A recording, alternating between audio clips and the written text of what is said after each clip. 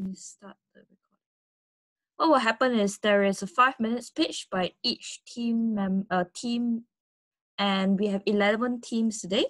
So 5-minute pitch and followed by 5-minute Q&A. As you can see, we have Paul, we have Danny and Jasmine as our judges. And there is the judging criteria that was released to everyone. So let me briefly go through it.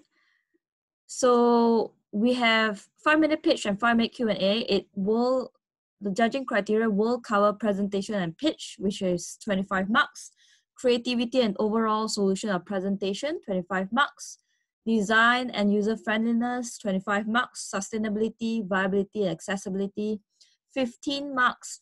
Optional, which is the potential, 5 marks. Optional, which is wow factor, which is 5 marks.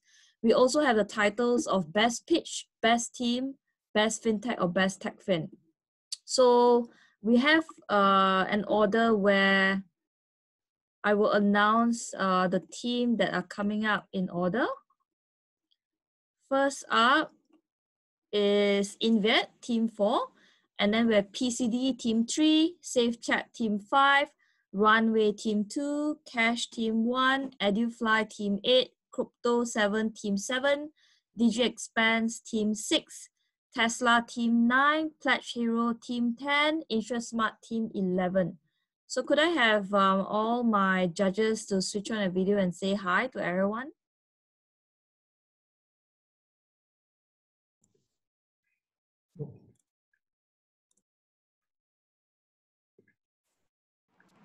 We can't turn on the video.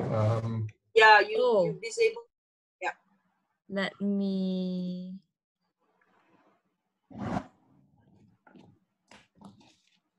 I think now you can. Try.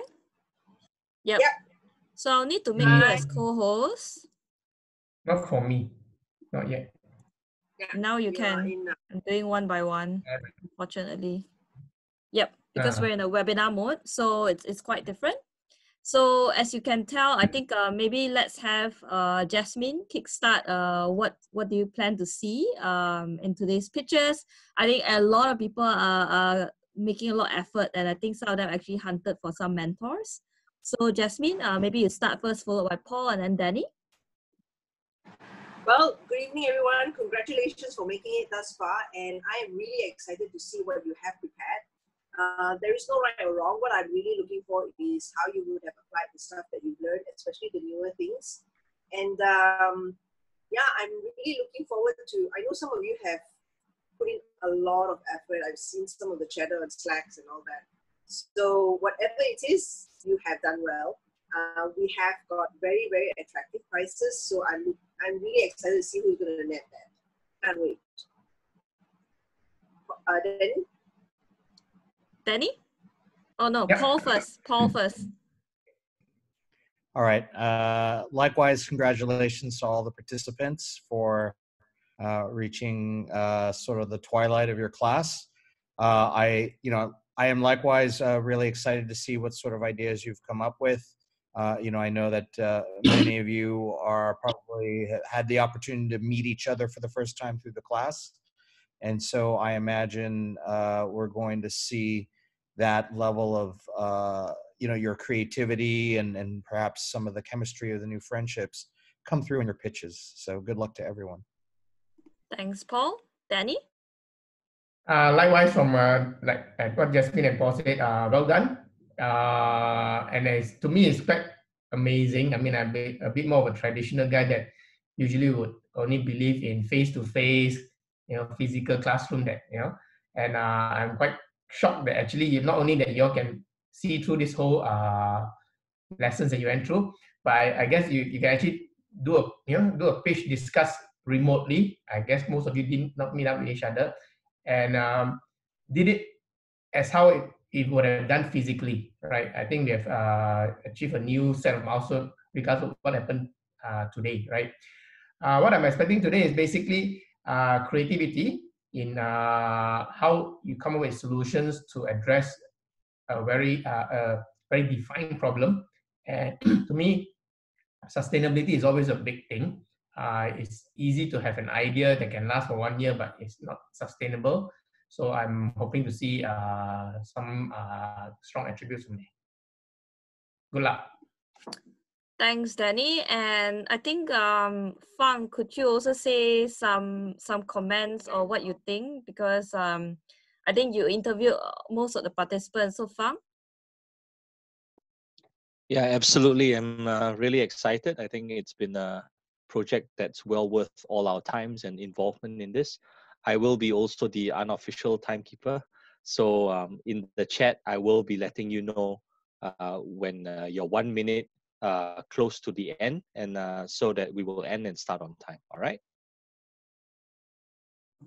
Awesome, thanks. So what will happen is we have one person that screen shares, and we're gonna have a little bit of like getting the team members to come in and then going out in the virtual world.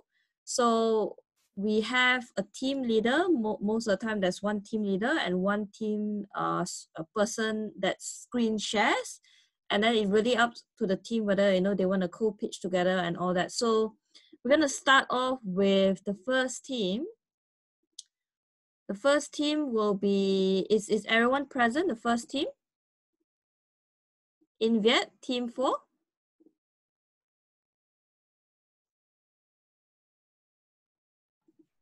Yes, everyone is present. Who are your team members? My team members are John, Bin, Ho, and Clarissa. Okay, so could you try screen share? We will switch off our video now.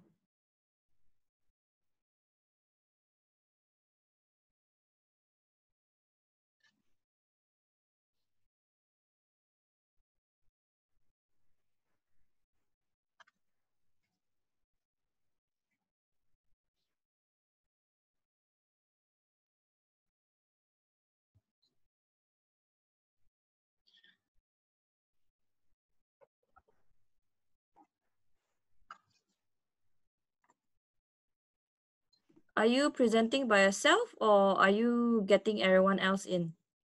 Chun Siang? I'm not the first person to present. So Bin will be presenting first.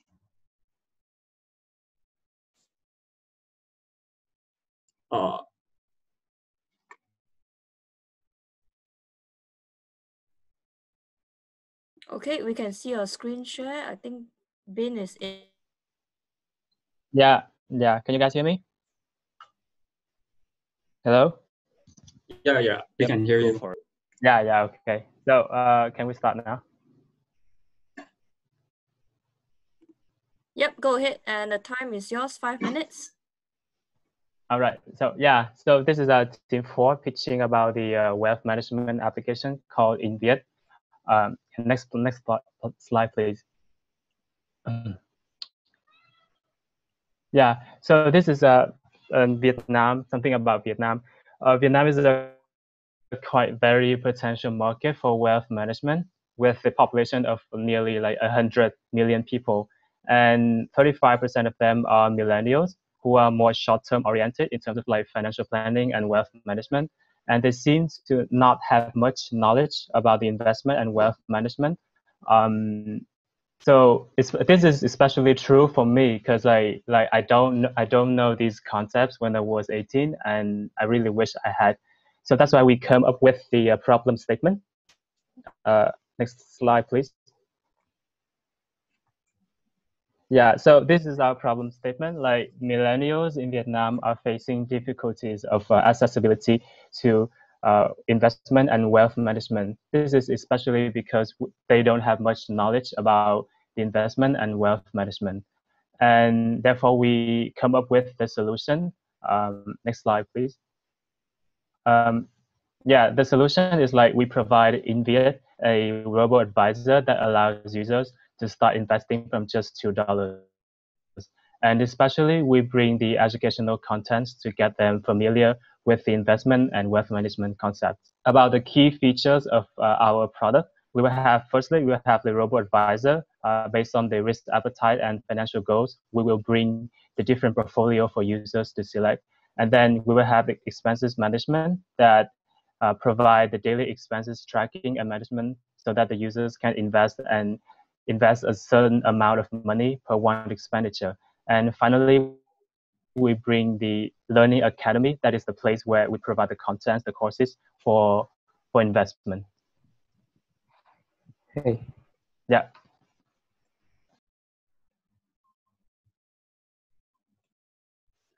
Okay, so in the Home tab, users can view the total worth of their assets, see market fluctuations, and most importantly, monitor their portfolio performance. So users can receive a suggestion for building an investment portfolio based on their risk tolerance. So we have low, medium, and high. So once the user has selected their risk tolerance, a pie chart such as the following would be generated, showing the exact composition of their holdings. So next, we have the transaction tab. So users can view their transaction history just by swiping left or right. So next, we have this profile tab with the expenses management module, where users will be able to track their expenses against their income. And finally, we have this learning center, which is my favorite feature of all. It offers interactive learning experiences that pair academic courses and seminars, helping users to reach their potential in wealth management. So you can communicate with the mentors, talk, greet, or ask them questions in the chat room.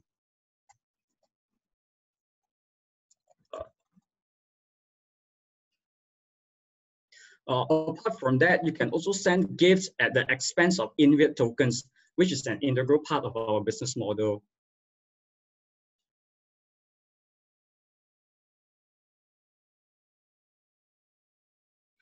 So in our business model, we have this in-fiat tokens, which is designed to reward our user for their engagement or loyalty. So we have two different types of tiers. We have basic and we have premium. So there are two ways in which you can earn in-fiat tokens. In the basic way, you can earn in-fiat tokens by activity. For instance, just by logging in once per day, you can get 1 token. And number two, the second method for getting the tokens would be by deposit amount. Let's say for every 12,000 Vietnam dollars, you get 1 token. So in order to progress from the basic to the premium tier, you need to accumulate, let's say, 10,000 in-fiat tokens.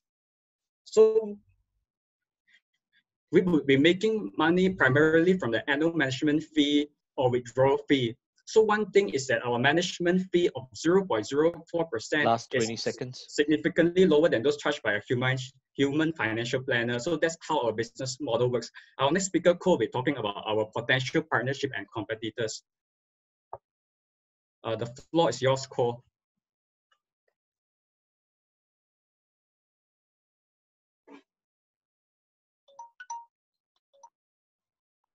Time's up. Judges, 5 minutes to ask any questions. Hang on. Let me start. I'm Can not I sure see whether. the rest of the slides? Just run through it. I just like to see the full thing if possible. Sorry, Danny. Yeah. Yeah, just run through it. I mean, like the slide. Move until thank you. Yeah, that's all. Okay. Okay, Danny, go ahead. Yeah, okay. First of all, I think I like the gamification part. I think it's quite interesting. My main question is actually, how are you different? Again, I don't know Vietnam's environment. How many of these other players are there in Vietnam? And how are you different from the likes of Stashaway and Maikyo, let's say in Malaysia? Also in Vietnam, we have just one giant, so we call them Finhay. So the other global players are Maikyo and the Stashaway. So the differences would be the pricing, the withdrawal fee. So for our case, we have a slightly lower withdrawal fee and a slightly lower maintenance fee, management fee. So they charge 0.05%, where in our case, we charge 0.04%. And one thing special about our app is that we have this expenses management tracking. So users will be able to track their expenses against their income. Okay, thank you. Yeah. Okay. A few questions from me. In terms of the kind of product selection, how are you planning to enable the ESG type investment? Because impact investment is a big deal nowadays. Sorry, what's the question? Impact investment. So your environmental, sustainable, and governance positive type of investments. Oh, okay. So we have this green finance investment as well. So from the main page, users can able to select a green finance portfolio. So users, you'll be able to invest in sustainable energy companies instead of those oil companies. Okay, and it's a direct investment, is it? No, it's not a direct investment. It's an investment via our platform. Okay.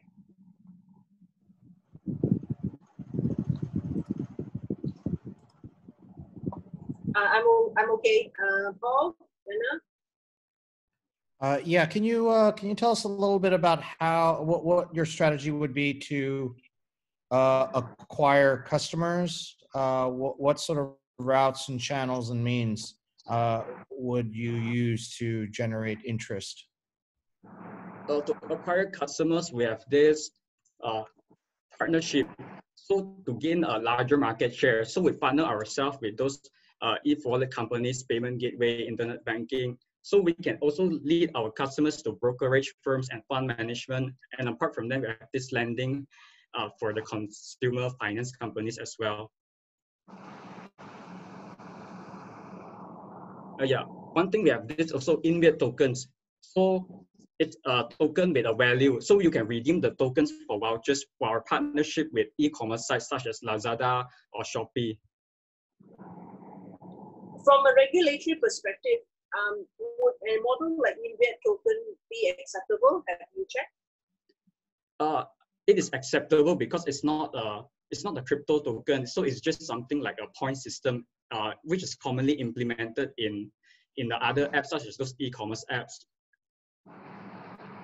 But e-commerce apps and investment apps, because your investment app would be regulated, isn't it, by your central banks? Yeah, it's regulated, but it should be fine because in Vietnam, the regulatory is not mature yet. So they will come up with a solution during the next year, 2021.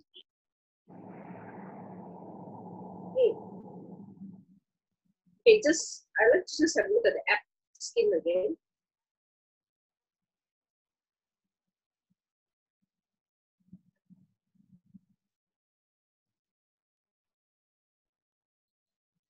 Oh, if anybody else has a question, please feel free to jump in.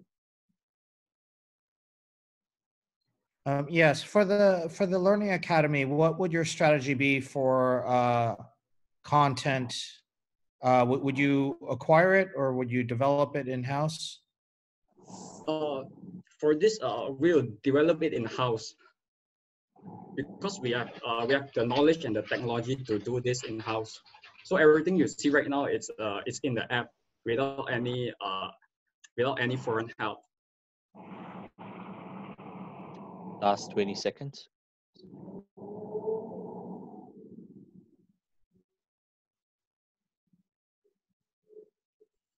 I'm good. I'm good.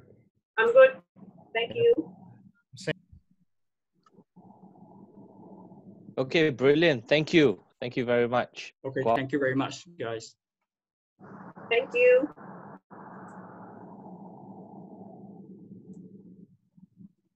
Okay, next we have the next team up.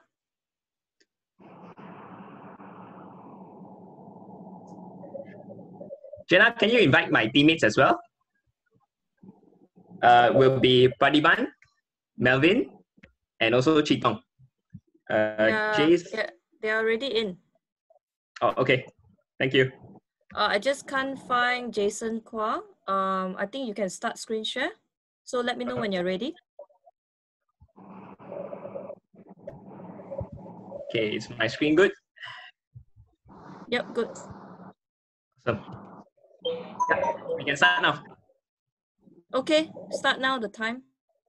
Hi everyone, thank you for coming today. We are Team 3 Baki and my name is Andrew. We are Baki, and this is a small change from you, a big change for them. So let's start off with a word. Oh, sorry. This is a word called Ubuntu. It's a South African word where Archbishop Desmond Tutu basically describes it perfectly about charity. Malaysians are actually do this philosophy quite well. We are one of the best countries and charitable countries, but there are people who are not so good in this world and take advantage of that. It's very hard for people such as you and me to verify these fundraisers and charities. Example, when someone comes up to you when you're eating, you're not sure whether that person is legitimate, although they're wearing a sort of verified t-shirt. And you don't really know where your money goes to. There are reports that say there's only 50% or lesser that goes to the actual cost. That's where we come in. We are Baki, a social enterprise that enables micro donations to be easy and trustworthy by using blockchain and eKYC. This is our concept. So basically, what we are running is that you're using an e-wallet, and there will be an option for you to basically donate a small sum of money through a round-up donation. We're also providing other options such as lump sum and also recurring. Our platform is a B2B platform where we are serving both channels, online and offline, and also connected to third-party agencies for the KYC of the charities and so causes. Let's look at the landscape. Basically, we are in a sweet spot. Baki is in between online and offline, where donors are comfortable to be using either one of them. And we want to be in a place where there's the less steps for people to donate, less friction to also the donors and also the partners that we are having. We want to keep the partners' platforms have less interruption and less friction. Baki has 3 advantages. We provide convenient micro donations. We provide verified checks on fundraisers and charities. And we also provide transparency so that you know where your money goes to. We have a team of 5, which is combined experience of 30 years of financial services. And we're doing everything from marketing all the way to product development. This is our business model. We charge charities and causes a 5% handling fee. So let's look at the numbers first. We start off with a 3.3 billion market of donations, and we take 5% of that market share in the first year.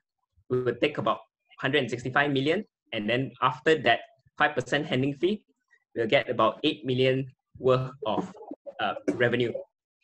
We plan to break even about after 1.5 years and have positive profit growth after the second year. Our roadmap looks like something like this. We start off with market validation, do some POCs with our partners, and in the near term, we want to launch and also expand into the offline donation space. We also work on efficiency, and we have a big dream. We want to replicate this model in South Asia and also include other types of charity. In summary, Baki here is mainly to do 3 things. We want to establish trust so that people can do their micro donations in a multi-channel environment where it's closest or easiest for them. Thank you.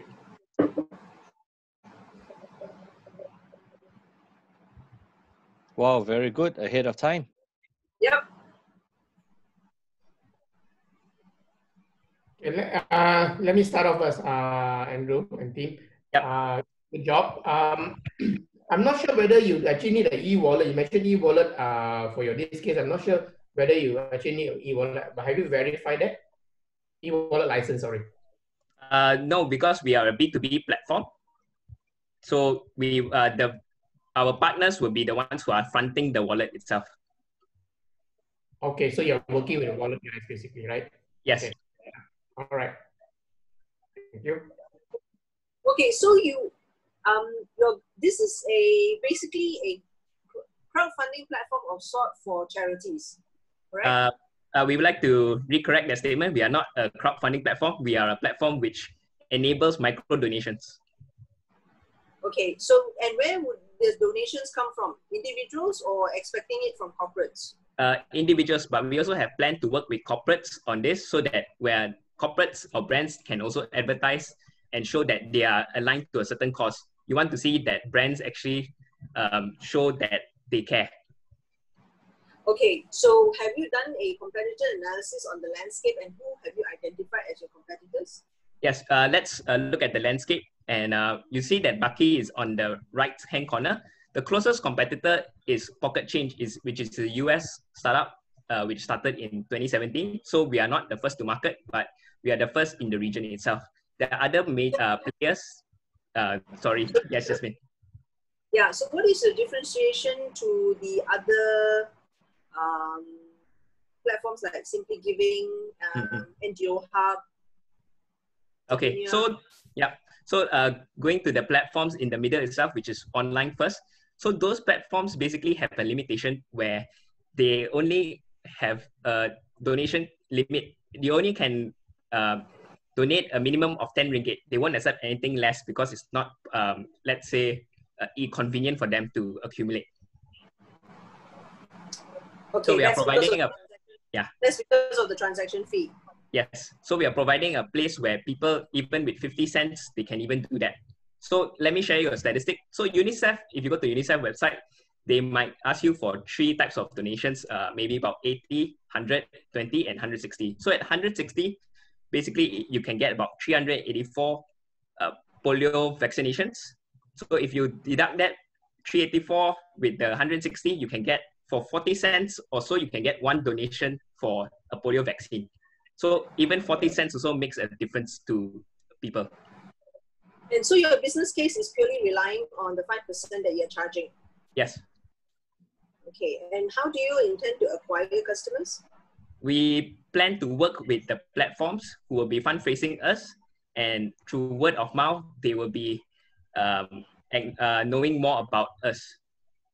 So we want to be something like Do It Now, where Do It Now doesn't do much marketing themselves.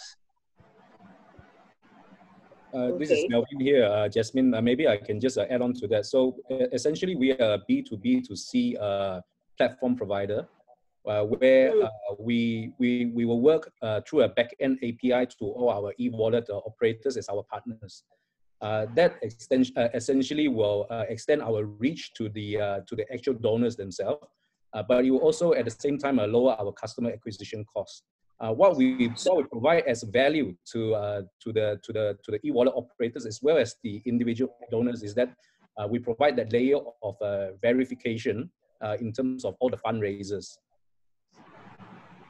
Okay, so you would be by extension a charity that is part in Boost Wallet, let's say. Baki becomes another button. Is that correct? Yes, we want to integrate into those wallets or platforms and provide a frictionless experience as much as possible. Okay. Sorry, Paul, I may have eaten into your time. No, so when you say B2B to C, does that mean that donors so what do either donors see? Because, when I think about nonprofits that raise online, they usually they have their own sort of website with a donation button. How would you function? Are you that button, or are you you're not customer facing, you're working behind the scenes, or how does that work? Yes, yeah. So we will provide the verification of the fundraiser as well as the causes, and these contents will be displayed on the e-wallet operators, the apps respectively. So basically, donors will see that a list of causes as we're powered by Baki. So donors can actually do the donation on the e-wallet apps themselves. And how much information about the organization? I haven't heard of any cases where people will just go through a wallet, scan through a list of charities, and then make a micro donation. Usually they're going to a site where they can get a little bit more information about the cause, about the people behind it, some information about, I'm just trying to understand. Yeah, there are already some examples in Malaysia itself, like for instance, Touch and Go and Boost. They have some, what do you call it, partnership with some charitable platforms that they provide the the list of causes, and the users can actually donate via that e-wallet. So Last what 20 we do, seconds. yeah. So what we do is that we are like a back end platform that provides that layer of verification, and that gives let's say the assurance that we have already vet through these fundraisers. We also provide the audit in terms of the impacts. What Time's up. Thank you. towards. Okay. Yeah. Okay, thanks for that, team 2. Thank you. Team Baki. Thank you.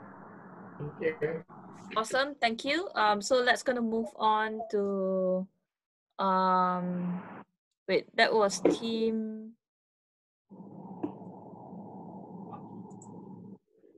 We're team 3, Jenna. Team PCD, right? Team 3? Yeah. Okay, PCD, so yeah. we're going to team 5, safe check. Team 5?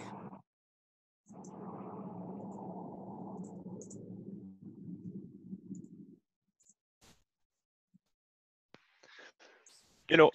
Please let us know when you're ready. Who is presenting? We are all saying something, but I cannot start my video.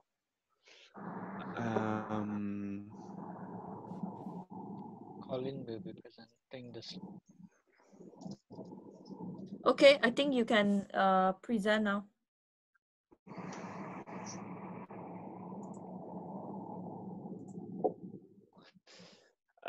Jenna, can you hear me? Yes, I can hear you. You can share screen okay. now.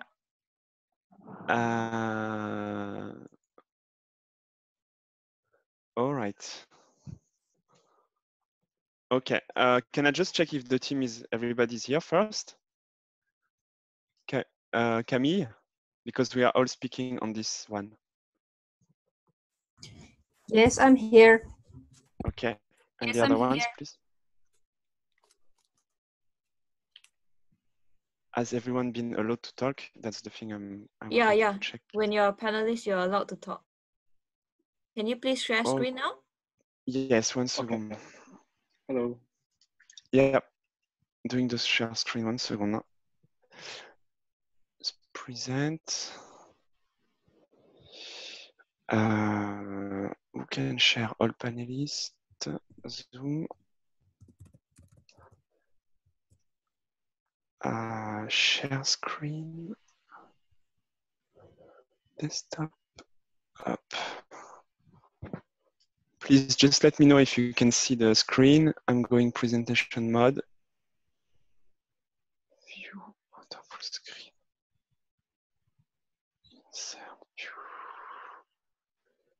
Insert. Slide. View present. Can you see the full mode screen, please, before we start? Yep, all good. Yes. You can go ahead. Okay, thank you so much. So hello everybody. Today we are going. Okay, hello everybody. Today we're going to present you the application named RentCheck. It's an eKYC application for landlords and tenants. So Michael is an owner on the top right. He would like to rent his place to Sarah. The main concern he has before renting his home to Sarah is whether Sarah's identity is correct and if she's a quality tenant. It means that he would like to check if she has any credit, bankruptcy, any criminal record, or prior references from different landlords she has experience with in the past. On the other side, Sarah has a main concern before going into a transaction with Michael. She has to send a booking and she would like to know whether Michael is the right owner of the property and if he owns the title of deed and the right documents. So RentCheck is going to check how we can foster trust between landlords and tenants in the rental process. So the current ecosystem allows people to send a lease agreement which is paper-based and which doesn't give too much security on the people rather than just sending their own ID to each other. Using RentCheck, they will be able to have more securities during the transaction using the application, and that's how it works. So our eKYC platform solution will integrate on the back end with real estate platforms. When tenants and landlords onboard themselves on the real estate platform, there will be an identity verification process which pushes the user to our app to undergo the eKYC process. The identity verification process we propose is as follows. First, the user will be asked to submit a short video recording of the front side and back side of their ID document via our app. After submitting the first recording, our backend will verify the ID document by extracting the data through OCR and cross-checking it with relevant government databases to determine the validity of the submitted ID document. Second, we will ask the user to submit a video recording of their selfie. During the selfie recording, we will also ask the user to perform a liveness test. This is to make sure that the user is actually providing the recordings in real time and not by submitting a pre-recorded video. The liveness test will have the user bend their head either left or right before displaying a randomly generated word for the user to read out. After submitting the recording of their selfie in the liveness test, we will verify the user by utilizing facial recognition technology to compare the image found on the ID document from the first recording and the user provided selfie in the second recording. The entire process is estimated to take under 2 minutes to accomplish providing the user with a pleasant experience while addressing the issue of trust. We see a demand for this solution for the simple reason that more and more people are renting nowadays. According to a research done by CRBE, before the pandemic, factors such as weak purchasing power, lack of capital appreciation, makes it more attractive and cheaper for people to rent. If you were to talk numbers, Malaysia alone has close to 5.8 million households, 30% of which are in the landlord-tenant space. Based on these statistics, if you were to focus this solution on the residential sector in Malaysia alone, we're looking at a potential market of close to 1.72 million households. For a startup, this is a viable proposition. In terms of our revenue model, we charge a first-time setup fee, a fixed monthly maintenance fee, and we have a minimum number of verification. We charge $1 per verification and more depending on the complexity of the identity verification required in your case.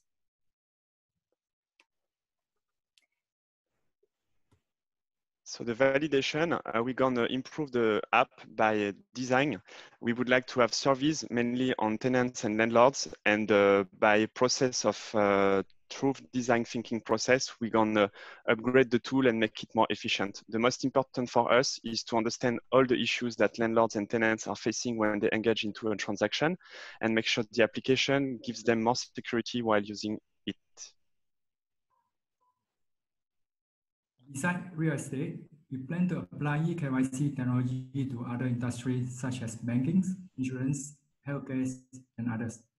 For one thing, identity verification needs varied by user. We will add digital identity component which will allow seamless ID verification across multiple service providers. We too have plans to allow cross-border verification across multiple service providers. Last 30 seconds. We have finished the presentation. Beautiful. Let's move on to the question and answers then. Thank you. Okay, well, I'll just kickstart it anyway. Good presentation. I like how you're interlinked with each other coming in. My question is, I've got a few. First of all, which country are you starting with and what are your target countries? Sorry if I missed that. I will start with, for this answer, we are targeting Malaysia. That's why we gave the insight of the number of people renting the place. And if the system is working well and we get agreement from local authorities, we could extend to Singapore and Thailand. Understand. So for Malaysia, basically you would rely on certain credit rating agencies like CTOS, Ramsey and all to help you with the verification. Would that be accurate? Hello, Yes. I will just answer that. Yes, based on our research, there's about 8 licensed credit agencies, 3 of which are relatively active in the retail market. They include CTOS, Experience, and I think Credit Bureau. So if our customers would like to actually get a more detailed check, say such as the insolvency checks or even the credit checks, then we would then access the credit agency's database and charge our clientele extra for that. Okay, sorry, I don't mean to hog this. I think you need to check on the costing when you work with these people, because I think you want to charge one ringgit or $1 per check. I don't think okay. If I were to, if John were to look at slide number 6, I think the $1 is actually for your basic eKYC check. That means comparison your face with say the thing. So anything extra, we will charge plus maybe a small percentage. My last question would be, what would your unique selling point be? Because you're almost positioning yourself to be an eKYC player, then you want to go to other industry, or are you really specific? What was your real USP? Getting a bit confused. So we want to start by a simple case. Camille, you can go over. Yeah. So basically, we're starting with the real estate industry, and we're actually providing an eKYC solution. So when we say we're going to go into other industries, you mean that we will apply the eKYC solution into other service providers that are in the banking, financial institutions, insurance, and whatnot. Okay, thank you. I want to, can I just find out, when you say that there's a fixed monthly maintenance fee for monthly upkeep, who do you intend for this? Who's the customer that's paying this? On both sides. It could be the tenant or the landlord, the ones who wants to get the verification. It'll actually be the platform, the real estate platform that the tenants and landlords are signing up to. Okay, so this is the real estate platform we are looking at. If it's an offline model, will be the real estate agency. Is that correct? Yeah. Correct. Okay. Can you talk a little bit about the market size? Like, so for example, if we just start with Malaysia, and you're starting at $1 per verification, but I'm not sure what the maximum will be. You multiply that by the number of total KYC checks you could do in the country, capped at whatever the population is, 25 million. Okay. I'm not getting a sense of really big revenue numbers here. Well, if you're talking about, can I just clarify? You're asking about the costing of the checks, or what are you asking for? Yeah. So let's talk about total market size. So how many different checks are you going to do in a given year? How much revenue are you going to generate per check? I think it's important what you said. It's true. We're going to charge about $1 for most of the people are renting for 1 year. So it's about 2 people can maximum charge 2 times. And to make more revenues, we need to extend to more countries.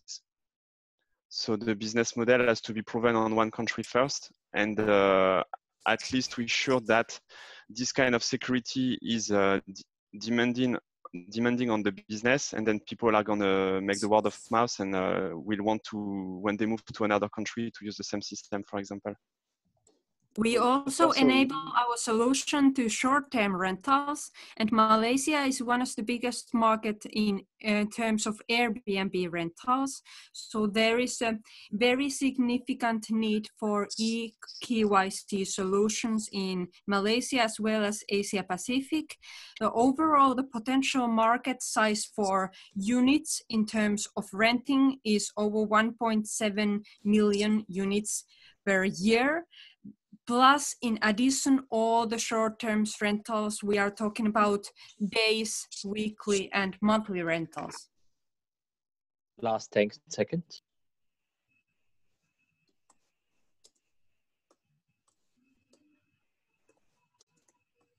Beautiful. Thank you. Thank you, Team 5.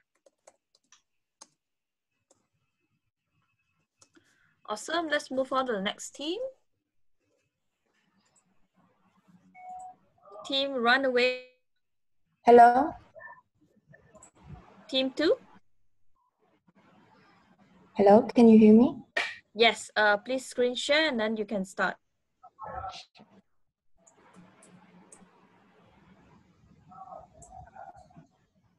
Can you see the screen?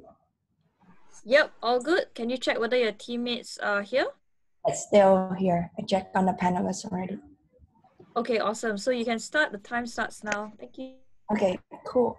Hello, everyone. My name's Amy. Together with my team, I'm bringing to you Runway. We live in a mobile-first digital economy We spend 60% of our waking hours interacting with screen. We play, work, watch movies, order food, and even book an appointment these days with doctors via the app. So how many of these apps are made by independent and small developers, or at least started by one? Let me introduce you to Philip. Philip has worked very hard over the years, and he published 2 titles that hit millions of downloads. His app and games are on the major platforms, including Apple App Store and Google Play Store. Philip apps have attracted amazing reviews, hundreds of monthly paying customers, and a healthy revenue of in-app purchase. The numbers are on the rise, the team effort are paying off. However, just because of industry practice, Philip had to wait up to 90 days before he can collect the outstanding revenue from the App Store. It means Philip cannot use the money to acquire customers, do marketing campaign, and hire talented developers. Philip is having a working capital problem. Due to our market validation survey, 50% app developers and publishers experience delay in payments. If they can gain access early to this capital, they want to spend 50% more on operations, 33% on marketing, and 17% on DevOps. Let's look at the market. We're targeting a global mobile app revenue market of $160 billion by 2023, and Asia accounts for half of this spending. There are 4.6 million developers in Asia. 40% are working in teams less than 10 people. We want to start with Vietnam market, where there are 38% growth year on year on the digital economy. There are a number of reasons why we choose Vietnam as our launchpad. First, it's low eKYC costs. Second, Vietnam has more than 1 million developers, with 25% of Asian market. And third is the favorable interest margin. There are a few players in the market, so why are we different? So Runway is a marketplace lending platform. We offer 2 things: the early access to working capital that app developers desperately need, and a low-risk investment channel for our capital providers. The capital can be deployed to acquire customers, hire developers, meet the release deadline, and make that big marketing push. We are powered by technology at every layer. Runway gives us real-time data from revenue history and transaction record, down to the very details. That's the data that feed into the platform and allowing us to use algorithms to automate for every user. So there are many lending services available today. Why would Philip use Runway? Sorry. First, as a user of Runway, Philip will be able to customize the dashboard with his goals. He can link the platform in which he earned revenue to monitor the outstanding one in real time. In one click, Runway can suggest a lending package most suitable for Philip from the trusted lending partners. The rest is hands-off. Philip don't have to worry about the late payment, as Runway can take care of both onboarding and collection for Philip and the capital providers. As the perks, Philip can tailor his profile as the company grows, and it will. He earned badge and points as he offers valuable insights in the community surveys and product reviews. The point system will unlock premium features for him. He can use trial accounts for new service at great discount rate provided by our partners. So why Runway? Yeah, as the marketplace, Runway have trusted lending partners. We offer help by lowering the hefty costs they need to acquire new customers. We also provide unique opportunity for them to engage and activate Gen Z and millennials, who make up a large portion of app developers and publishers. With seamless collection and smart API, Runway can integrate with any legacy banking infrastructure. So I'm sure you want to know, how do we make money? So first, we receive a percentage on the received payment and received collection. Second, we earn commission on the products and services provided by our partners. And third, we have a subscription fee for premium services. Last 30 seconds. Yeah. Other than app developers, in the future, we want to see how Runway can also benefit e-commerce sellers. We are the team with expertise in market expansion, high regulations, and product development. We also millennials. So if you want to help talented developer bring high quality apps to customers, please talk to us. Thank you. Right on time. Good job. Thank you okay, so we'll much go for to that. the Q&A, right? Yep. Carry on, Jasmine. Thanks, man. Okay, I'm not sure what is your business model in terms of how much will you be deducting off the paycheck when a developer comes to you for the loan? What is the rate? If I missed that, sorry. Yeah, so we collect a payment on the received payment and collection. So basically, Yes. we are a marketplace. We bring out these developers for partners. So they could be private company, they could be fintech, or they could be banks. So we have an algorithm to match them to the ticket size that they need. And we are aiming for the ticket size of 1K to 5K working capital per month. Okay, so it's and then what do you charge your partners, whether it's the fintech, the investors, the banks, and private companies? Yeah, so we charge on the collection because what is the unique opportunity here is that these are already earned revenue. It just park in App Store, which gonna take around 60 to 90 days to unlock. So these are very, very little risk, and we simplify the collection system for our capital providers. It's just our API. So when you say collections, that are you relying on the borrower to pay back, or are you in some way inserting yourselves with the app platforms and basically rerouting the payments to yourself? So we have an API that will connect to the app platform and help. For the app developers front, they will see all the aggregate revenue they earn real time in both on the store that they operate in. It can be Stadia, it could be App Store, it could be Google Play Store, and then we can when the revenue arrives, we can route it directly to the collectors, so they don't have to worry about it. It's hands off.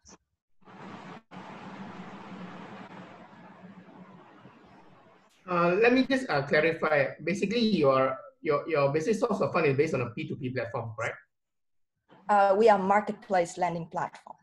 Yeah, but technically you're matching one-to-one source of fund to one mobile app, right? Yes. Okay, just as you mean fundamentally it's a P2P platform lah. Yeah. Thank you. And who do you expect to be paying the subscription? Because as a developer, I'm already giving out a percentage of my earning to get my payment in advance of 90 days. Now, as those people who are buying up my income, they are also paying a certain percentage to you to have this. Well, I guess to a bank it would be considered as an asset that will then be fulfilled. That helps them in terms of a certain amount of earning. But who do you expect to pay the subscription? Yeah. So thank you for your question. There are two routes for that. So first, we're building also a community for in which app developers currently are underserved for them to engage and give out reviews for using new fintech products and whatever financial products they want access to.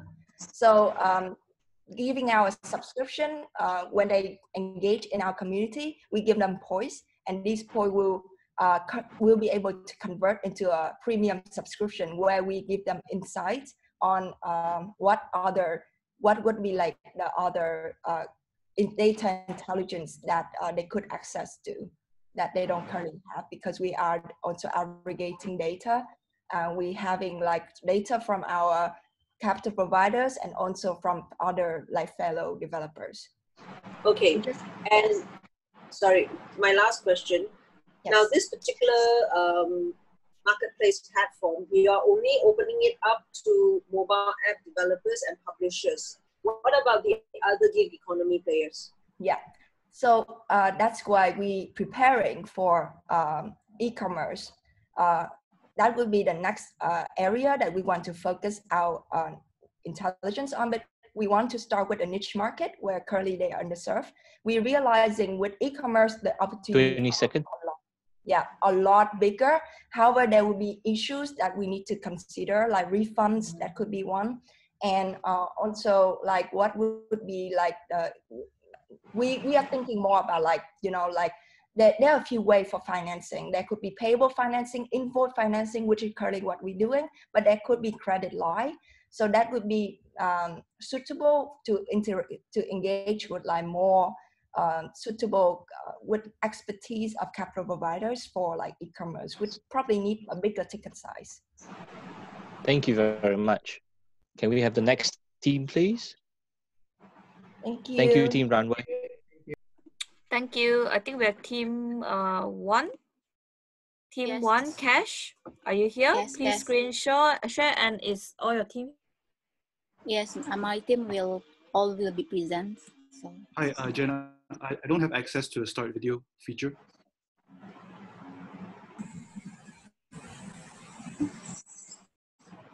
I think you can do it now. So you'll be sharing screen, right? Okay. No, I'm just I'm just gonna share my video. February sharing the screen. Okay. Yeah. Everyone can see it? Yep. Okay. Your time starts now. Good sorry. evening, all friends. Yep. So good evening, all friends and judges. We're Team Cash. Now, Team Cash has a dream, and that dream is to make Malaysia a more financially inclusive society. But we have a problem that's stopping us from reaching this dream. To expand on the problem, let me introduce my fellow teammate, February. Here is the problem that we are going to address. Malaysia has a strong migrant population. Between 2010 and 2017, the number of legal foreign workers in Malaysia increased from 1.7 million to 2.2 million, which concentrated in low-skill occupation. Due to COVID-19, economy going to be more digital, but still some foreign workers in Malaysia cannot get the benefit out of it, especially the access to the financial institution. Then it makes them unable to safely secure the fund in Malaysia. Our target will focus on the unbanked legal foreign workers. Approximately in 2019, there are 1.3 million legal foreign workers who are unbanked, and Cash come to the solution. It's a mobile-centric platform that acts as a digital bank where users can safely store their money and conduct financial transactions. So users can deposit and withdraw cash through convenience store chains, and through an e-wallet functionality, they can also conduct online transactions. Additionally, users can gain access to borrowing facilities based on data analysis of users' remittance and deposit transactions. Through our app, users can manage all their transactions, and then they can get a sense of their financial health through analytics on the app. We will dive deeper into the solution through the product features roadmap. Here's our product features roadmap for the first 2 years, including pilot release.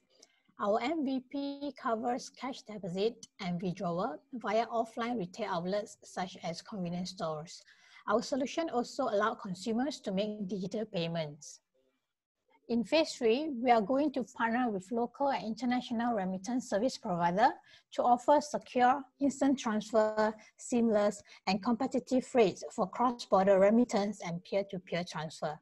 In phase 4, one of our key features in Cash is digital ID profiling and digital credit scoring by leveraging the power of big data analysis.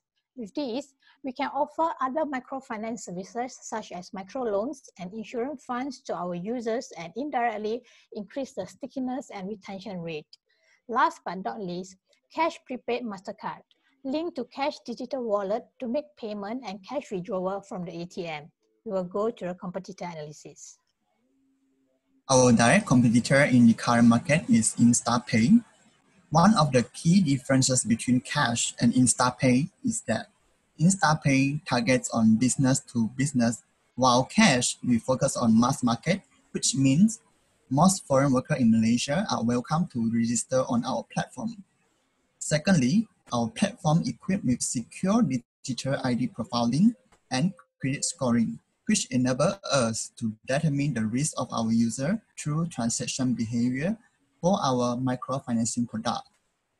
Last but not least, as mobile wallets are all about saving people time, efforts, and nerves, Cash provides eKYC with seamless and fast self-registration process and online document submission.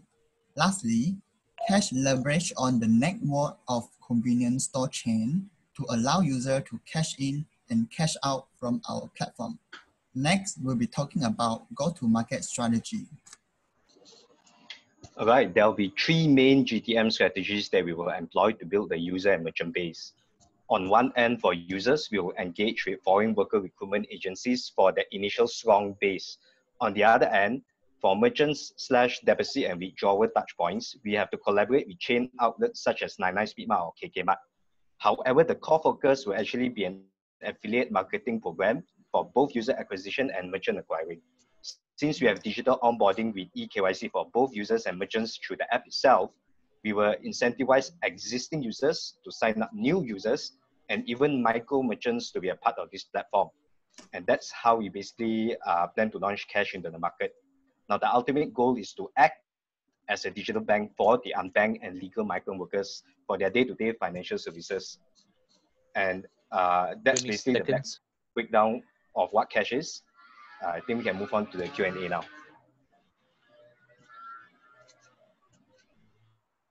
Thank you.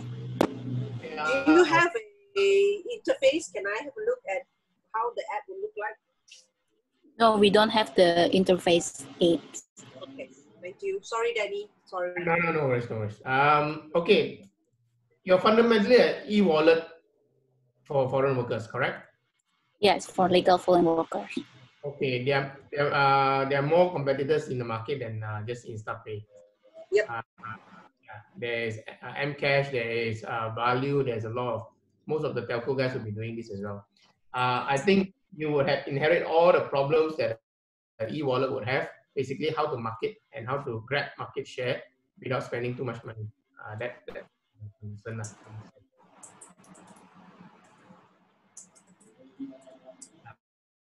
That's all I have. What is your business Danny model stole my like comment, so. to make money? Okay, thank you, Jasmine.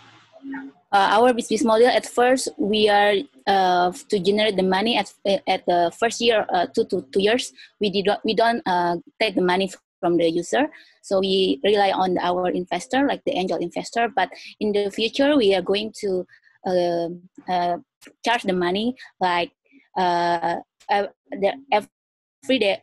Once they top up their money, there will be some limitation, like in every month, like 2 months. In every month, they have like maybe like 5 or 2 to 10 transaction for top up and withdrawal, and as well in the future, because we have there is remittance, so we also could generate the money from the fee of the remittance itself, and anyone can add up. Sorry, Paul. No, I was just commenting that I had the same comment that Danny had, so he stole my comment, so I don't have any question. Sorry, mate. Sorry.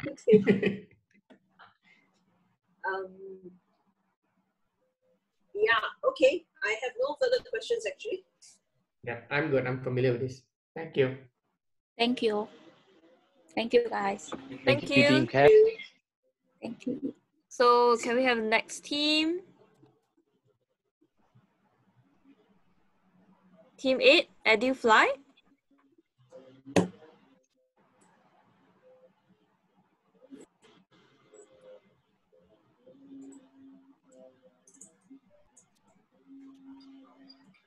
Hi, Jenna. Hi, Jenna. Is my Yes. screen on now? It's loading. Are all your team members in? One moment. Yep. Now we can see it. It's full screen.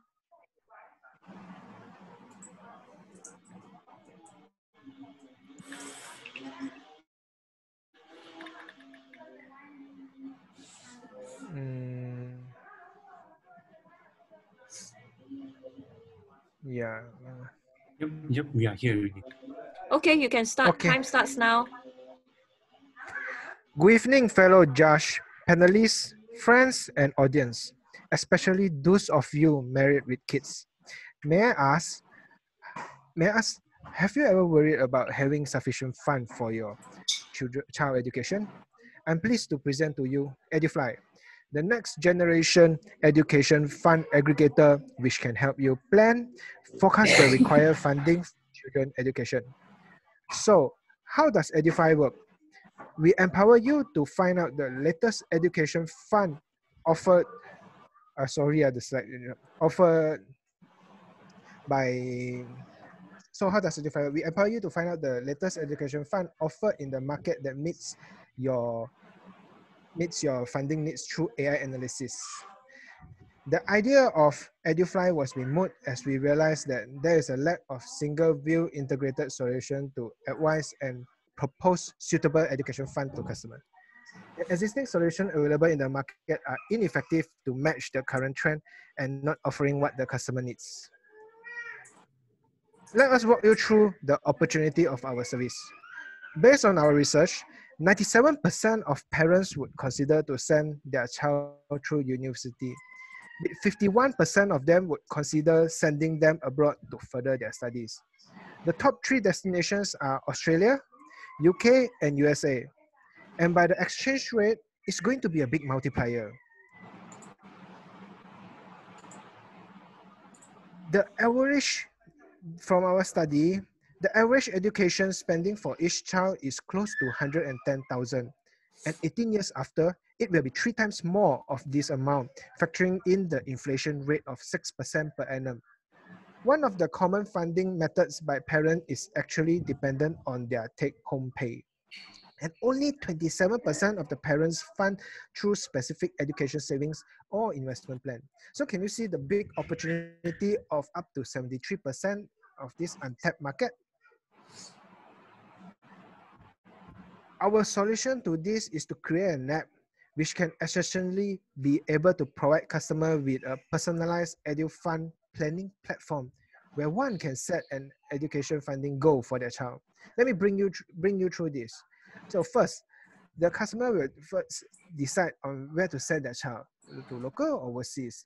Then the machine learning model, which has been trained on with historical data of tuition fees provided from institutions around the world, will predict the amount needed for the education fund.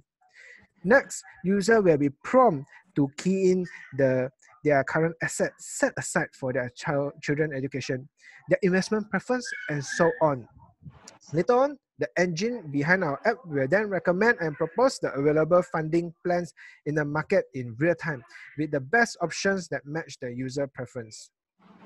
Let me roughly bring you through the app application. Like on the left, our dashboard is a very user-friendly interface where the customer will then set their goals, their income, their investment, and their preference. Finally, the machine learning model will predict the funds needed and propose a suitable plan for the user. Our target pool of customers are from the Gen Y and Gen Z, which consists 53% of Malaysia population. And our target potential customer is just only 5% of the total number, which comes up to 858,000 of potential customers. So how are we going to reach them? We plan to market our service through social media, which is the best medium to reach out to our tech-savvy Gen Y and Gen Z. Besides that, we will also be partnering with the financial service providers to offer digital advisory service to the customer, and as well as collaborate with schools to provide financial literacy to future children and future partner opportunity. In terms of revenue streams, we expect to generate 20,000 leads on board by the first year, which each lead being charged of RM100, which gives us a projected revenue of 2 million for our first year. And for following years, we are expected to increase of 50% after when we start to gain attraction. 20 seconds. Let me bring you through our awesome team, led by me, which had an 8-year experience in overseeing business development in several companies in different sectors. My colleague Sarah is the Chief Product Officer, who has been instrumental in helping us to connect the dots from ideation to workable application, assisted by our CTO, Janet Kopp, and our VP, Sales Rina, our COO, Michelle, and lastly, our CFO, Jet. So that is all for our presentation. Thank you very much, and let's enter the question and answer session. Thank you very much. Please proceed. Let me ask, what what are the particular pain points or solutions required that parents would need with regards to funding their kids' education versus just basically maximizing wealth accumulation through a traditional wealth manager? Firstly, I think, this is Sarah. Firstly, I think we need is a one standardized platform, single view platform. Currently, what the issue is, we have to go to separately all the fund institutions. For example, maybe the insurance people providing the child fund, or even the bank providing. So we need to individually go and see which is the best option available. So what idea behind this particular app is to give a single view, so that parents are not actually pounding around everywhere. They have one place to go and see the best options possible. So this app is actually doing that task for them. And also finally connecting it to them. So the commission that we are earning what onboarding is actually from there. We are actually connecting. This is kind of a marketplace for connecting the parents and also the right fund available. Does that answer your question?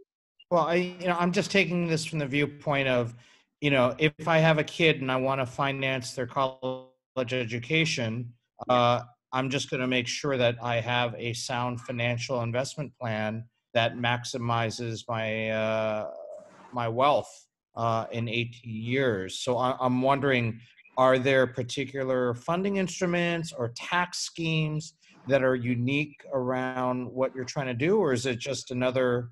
I'm just trying to understand, why is this different than me saving money for my kids' college education? No. What we are trying, we are not going to come up with another plan. We are just trying, so there are in the market a lot of financial help available. But it's just that as a parent, I need to know the best option available to put the savings in the right place. So this particular app is actually going to direct me to the right options which I want to go. So it's going to scale me down from checking from maybe 50 other options to say 3 to 5 that I need to really be focused at. Okay. So can I say then, as a summary, that this is an aggregator platform for education type investment? Yes, because we found that niche, which is actually a pain point, and actually people have today, as a parent, we definitely invest a lot in that education part, but it's just helping them to wisely invest if they are really giving wings to the children to educate them well. That's how the idea of EduFly came into our mind. Sorry, okay. Basically, you can actually use the same concept for other usages aside from education, right? Because fundamentally, your investment channels are the same, whether you're saving it for education or to buy a sports car or for retirement. Am I right? Because your investment instruments are the same, correct? We are taking the specific education, because if you go with that kind of a wider spectrum, then there is definitely a lot of already tools in the market, right? Our focus was that we want to find out that particular education sector only, whereby we think there is nothing available, but there is a need.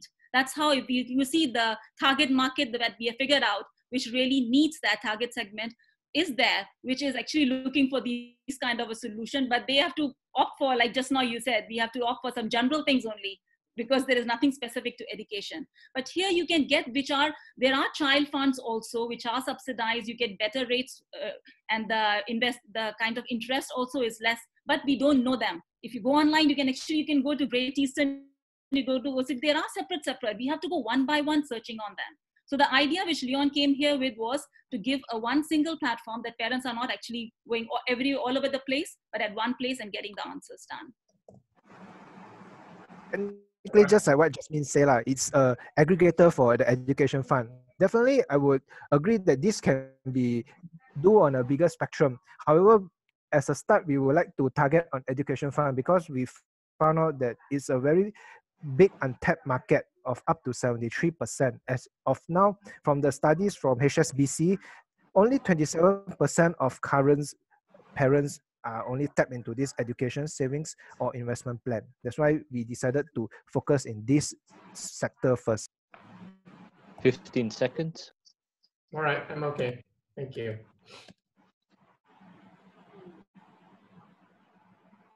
All right, thank you very much. Next team, please. Okay, can we have team 7, Crypto 7? Thank you.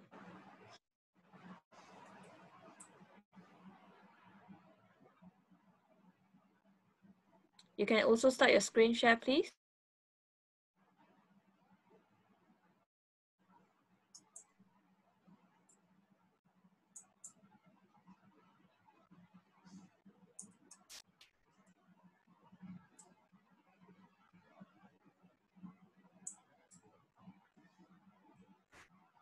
Yep, we can see. So all your team in?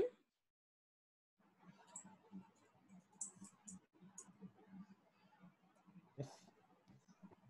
I can't find Nitin though. Yes. It's okay, let's start. Time starts now. Thank you. Okay, just a moment. So Andrew can start, right? Are you okay?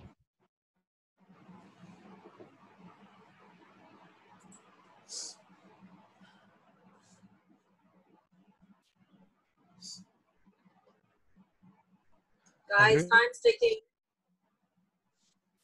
Sorry, I was on mute. Do we restart? Yep. Okay. We lost a minute. Right. Hi, we're Team 7. We're called Crypto 7. We're looking at food security. Now, at the heart of this food security issue is really the farmers. And when we think about what is the key worries of a farmer in Thailand, we're looking at access to finance, who's going to give them the money, the income volatility that they have, as well as how do they ensure crop yield and quality. We intend to solve these issues using technology. And the first thing is to allow them to use finance, but looking at it from an alternative data perspective so that they're able to qualify. Secondly, we're looking at funding from a tokenized concept.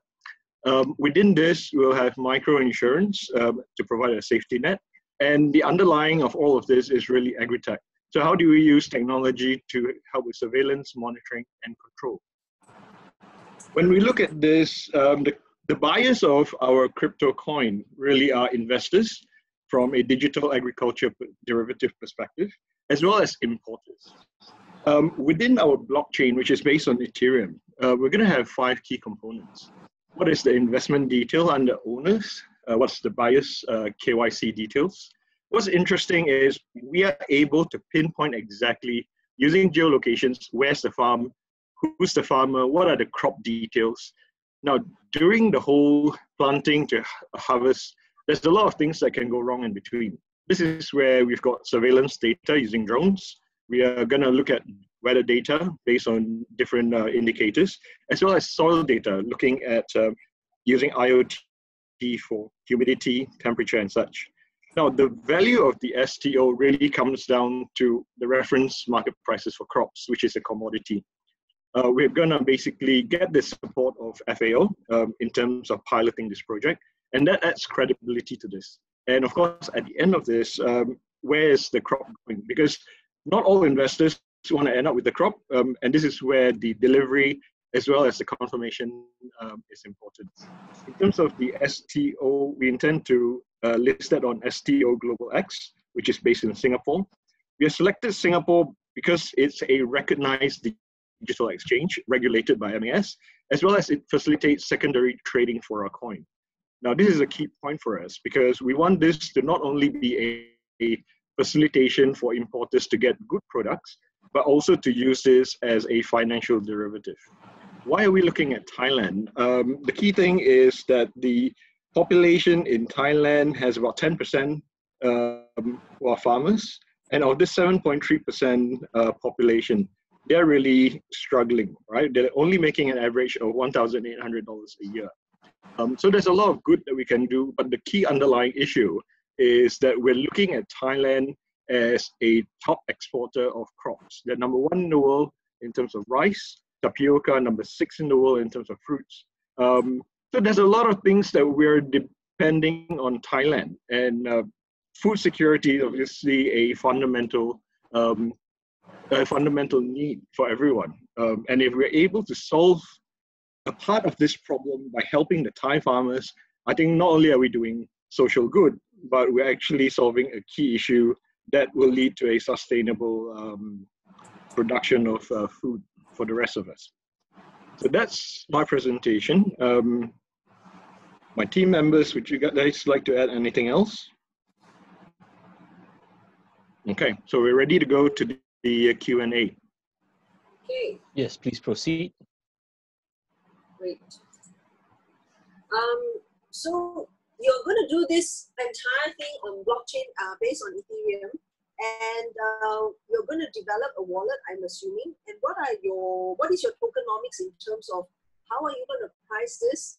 Because the solution is not going to be cheap. Yes, totally agree, Jasmine. And that's why FAO is important. Not only are they adding credibility to this, but because if we are able to pilot and demonstrate this model with them, there are grants that we could get. And on top of that, we're looking at being a custodian for the platform as well as the manager of the platform, where we're charging 2% for funds raised through the STO. Why won't the government be the one who is going to be the ultimate owner of this? Because if you're talking about Thai food security, it should be a government-based project. I partially agree with that view, but we're looking at scale.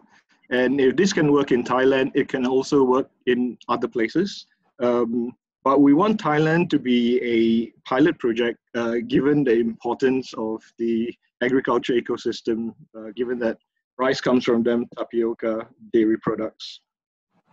Are you focusing on a particular agricultural product, or are you looking at all agricultural products? We want to start the pilot looking at rice as well as tapioca, given that these two are very basic inputs into the Asian diet, as well as that these are very basic manufacturing inputs for a lot of food stuff. Okay, and what is the root problem you're trying to resolve with this blockchain-based app? Well, we're looking at, sorry, go on. Because the ones that you're trying to help don't necessarily have access to the technology that is necessary for them to put the data in. Exactly. That's where we come in as the manager of this platform. If you look at this, all these little icons, that's our job as the owner of Cropto 7. So we're helping the farmers geolocation their farms. We're helping them key in the details. We are getting the agronomists to look at the crop details, suitability of the soil. We're helping them ensure against crop failure in terms of whether it's weather, flood, those sort of things. On top of that, we have got drone surveillance. So assuming that a typical harvest takes 9 months, how it works is that the STO holders, once they buy that STO, the funds come to us as custodians, and we're releasing these funds to the farmers based on milestones. So the farmer then pays us back in terms of crops, and we need to ensure that the crop quality is good. So the monitoring is a very key component of this. Hi, this is Tatsuya. So can I add something? So basically, okay, Thai farmers are producing well. I mean, in terms of quantity, because they are exporting, right? But they are in poverty actually. 40% are in poverty. So and also the how can I say, the land by each farmer, the size of the land is very low, but also 90% of them are actually machinerized. That means the productivity is still low, right? And then they cannot have enough income by selling these products. So I think we can increase the value of the products by using these agrifin, kind of confirming the quality of the products to the foreign market, right? So that can make more value to the market and can give more income for the farmers. How do you initially intend to finance this project? Because this is capital intensive. Sure. Coming back to FAO, this is where FAO has a track record of funding these type of platforms. In 2019, they've reported on a variety of pilot projects that they've done, especially in Africa.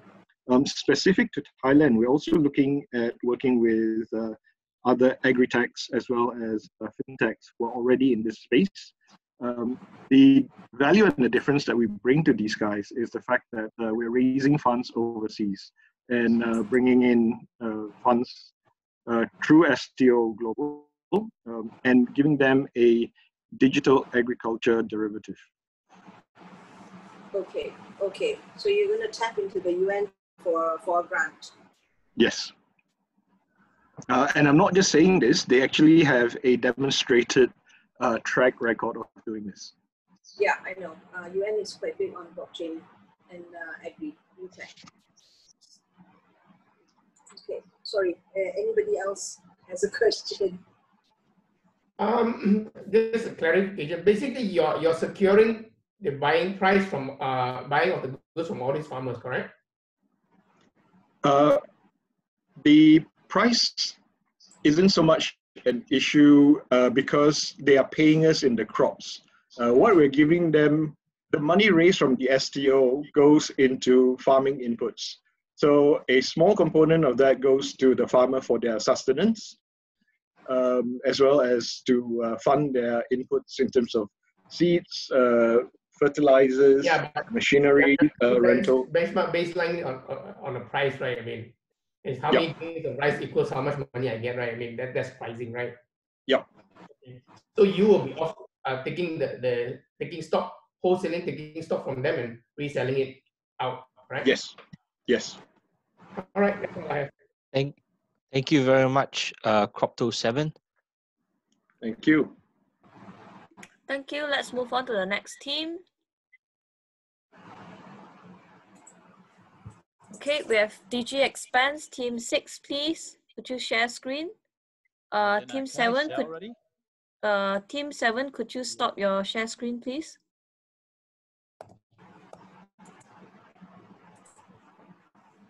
Right. Okay, Team 6. Thank you. I think Alil is not here, so you can start. Time starts now. Do you see my screen already? Yes, it's full screen. You can start now. Time starts now. Perfect. Thanks. Awesome. Yes. So hi everyone. Welcome to Digi Expense, and we show you today how we're going to make expense management easy. So meet Hafiz. Hafiz is a small business owner in Malaysia, and he is currently working on a tax declaration. So since most Southeast Asian economies are still pretty tax heavy, Hafiz is actually struggling with all the receipts that he has to collect in order to submit his taxes. And he actually needs to personally deliver them to his tax advisor. And on top of that, actually needs to pay for his tax advisor to scan all these receipts manually. And while Hafiz wants to save time, and there is a bunch of solutions out there that could help him actually do the take an invoice whenever he goes to the coffee shop, scan it in and upload it directly into his accounting system. In order to use these solutions, he has to switch to the accounting system, but he wants to stick to his own accounting system that he has already introduced. So just to recap the issues that Hafiz has, he spends a lot of time on keying in invoices that can be up to 10 minutes for a simple invoice.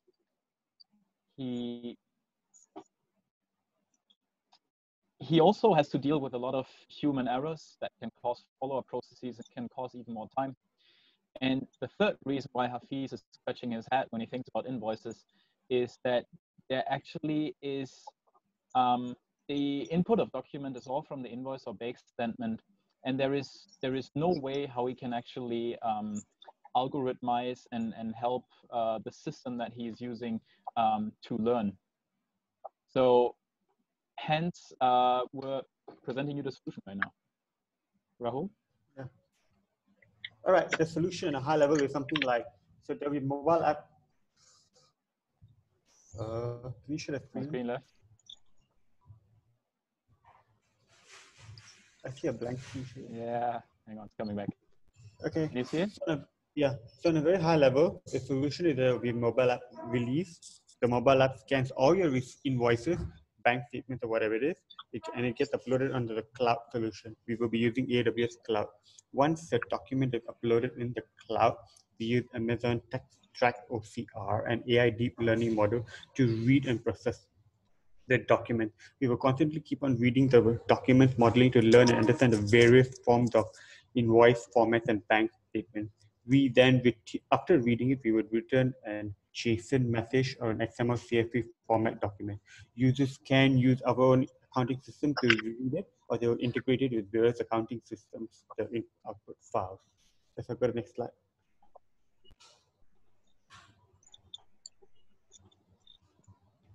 Next slide. Yeah. Okay, right here. Next.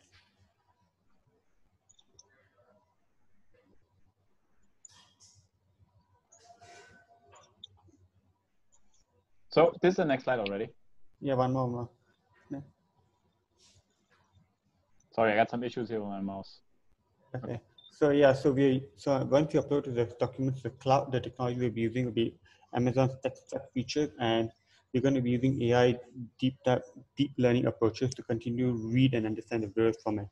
So sometimes when people write handwritten receipts, the handwritten receipts could come in various formats of A. So we'll continue to keep on understanding the document model, and each country has invoices in various formats. Can continue. Okay, we're moving on. Yeah.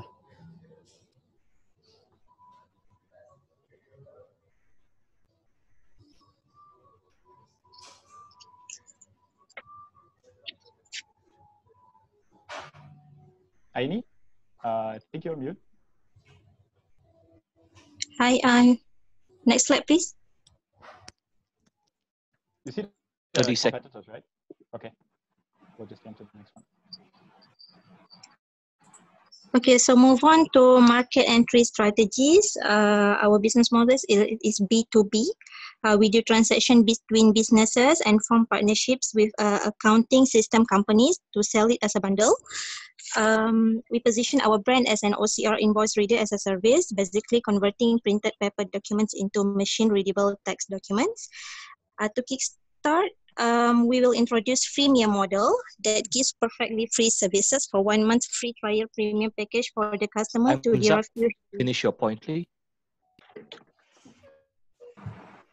Just go through the slides real quickly. Yeah. Real quick. Oh, okay. You want to see all slides again or just the last one? Just quickly go through all the slides right now, please. Thank you. Okay, the selling price is 29 ringgit per month based on the statistics in Malaysia. Okay.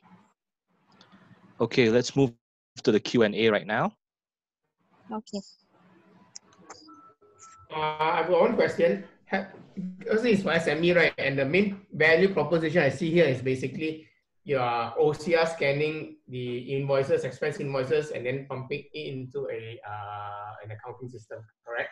Have you all done analysis of one SME, how many of such expense invoices they have to go through in a month, hence a year, hence the value? We have done brief research study, and people are spending at least like per month. They're spending at least 10 to 20. Some people are spending minimum 10 hours. Some people do spend up to 50 to 100 hours. The ones who have very heavy invoices. So if one invoice, some invoices have like about 10, 15 invoice records. They do take more time. Yeah, the time is involved is high. Okay. That's all I have. It's more of the, it's not, but the main thing is not about the time you just save into invoices, it's also the accuracy. Many of them often have accuracy issues later. Understand. I'm just trying to understand because given that they are SME, right, how many actually invoices do they really have? I don't know. Sure. So that is the problem statement. Right? Okay. Correct.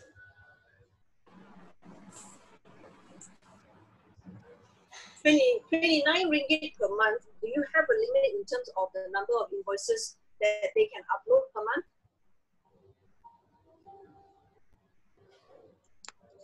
Not really. No. It's basically, it's like they can, to begin with, they can use as much as they want. Later on, we'll build them by the amount of receipts they do. Per receipt, we have a certain amount. Yeah, I think we're targeting sort of small, medium businesses, right? Sort of the 10 to 50-ish employees, probably even smaller. There'll need to be a cap in terms of if there's really big businesses, there will need to be a limit on sort of how much storage we also keep for them. So we'll be adding a cap on this at some point. That's right. Good point, Justin. Okay. What are some of the features that you would offer to paid users versus the free basic package? With the free would be like each one can get a X amount of receipts, like like 100 free receipts scanning per month. So there's also a bunch of from a user handling perspective, it'll be easier to actually start scanning invoices. We'll probably have sort of 10 invoices, and then you'll have a more complicated process of sort of saving your invoices just to increase the hurdle for people who see value to actually switch to a paid model. So the difference is just number of invoices scanned, or are there any other features or functionality? We'll build in some hurdles in terms of usability for the free version. So yeah, I mean after sort of 10 invoices, you can still use it, but there will be there'll be certain obstacles in terms of using the app that you will want to remove by paying. I mean, one thing that we haven't really explored in this presentation yet is the question: the more small businesses we actually get on, if they really do all their sort of invoices to us, we get a really good image of where they stand financially, and that will be valuable to anyone who, for example, wants to give loans out to those customers. So we could partner with loan providers whom we can actually give a much better information basis to our clients. Okay. Do you have a UI UX in terms of what the SME will see at the end of the month if he is loading all his invoices in? Is there a wireframe of sorts? So yeah, we're still working on that, but basically one of the points is a dashboard, as you're probably alluding to, a dashboard sort of income, expenses, tracking that back for a couple months, and that is another feature where we're going to play around with the freemium, with the premium version, where you actually get sort of this data intelligence once you will start paying. Okay. Thank you. I've got nothing more. Good point, Jasmine. Thanks.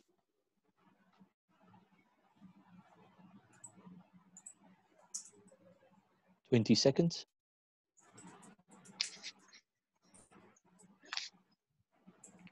All right, that seems to be it.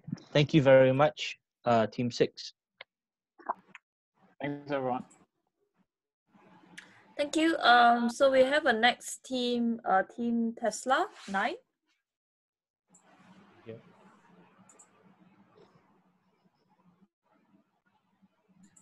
Did you guys see my screen? Yes. It needs to be full screen. Yeah. I'm sorry. Can you guys see my screen? Yep. Please start. Time starts now. All right. Hi guys, my name is Jeremy, and today I'll be presenting on Donate Me, reimagining the giving ecosystem with our competitors such as Simply Giving, GoFundMe, as well as our latest one, Baki. So what do we have something different on? It's on we are looking at long term itself. So we make a living by what we get, but we make a life by what we give. So this is what Sir Winston Churchill says.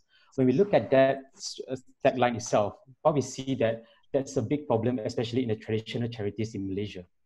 The traditional charities in Malaysia are no longer effective because they fail to deliver transparency for donors. They fail to deliver to prioritize welfare done over overheads, and they fail to empower people in giving a sustainable model. So what does this happen when all the three negativity comes in? There's a loss in trust in charities. So people start questioning, where does my donation go to? How much overhead am I spending for this charity organization? And then the question that we always ask ourselves, who was the last 3 people that I give to? So a lot of people think that the charity organization or the market is really small, right? Because by virtue of us giving 50 ringgit or 100 ringgit a month or a year. But if you look at it, there's a huge target market at this very traditional platform. If you look, which is government social assistance, close to Malaysia is about 20 billion. If you look at the BSH funding, organizations in Malaysia, which is about 300 million, and we are targeting about 500,000 Malaysian households. So what our solution is very simple. We're looking at a one-stop donation platform that effectively employs blockchain, payment systems, and other technologies such as smart contract for a long-term usage. So why we think that it's important, because we're not looking at one-off donation, but we're looking at a long-term kind of giving to help elevate people who are at the lowest rung of society to slowly move up. Imagine if you are a single mother who has to work, at the same time you have to worry about electricity bills, your rental payments. Hence, we incorporate itself smart contracts to help people donate to that cause instead. So how our business model will work is very simple. We are looking to get from 3 different revenue sources. One's from donor, which is a one-time transaction fee, maximum of 2%. Then we're looking at beneficiary of creditors who list things like the rentals and also electricity bills on our platform at profit sharing model. And lastly, a revenue model from platform users, which is using one-time transaction fee, system at max at 2% as well, system as a service, and also cost sharing model. So we aim to scale up our business, our idea itself. But first, we have to establish the local platform itself, get people who are from the traditional segment, move on to a more digitalized platform. Then second stage itself comes giving unique ID to individual beneficiaries so that they can actually withdraw money from any bank and not just one particular bank itself. And lastly, once we get to go there, we go to cross-border transaction itself. Our competitors, of course, includes, like I have mentioned earlier on, people like Simply Giving, Baki, Sedunia, as well as GoFundMe. However, what we realize is that nobody is looking at the long term. Everybody is doing a one-time off, but we aim to be a long-term platform. So why us? So we aim at 3 different things. Basically, forging solid trust through transparency, using digitalized services to reduce red tapes and increase governance and efficiency.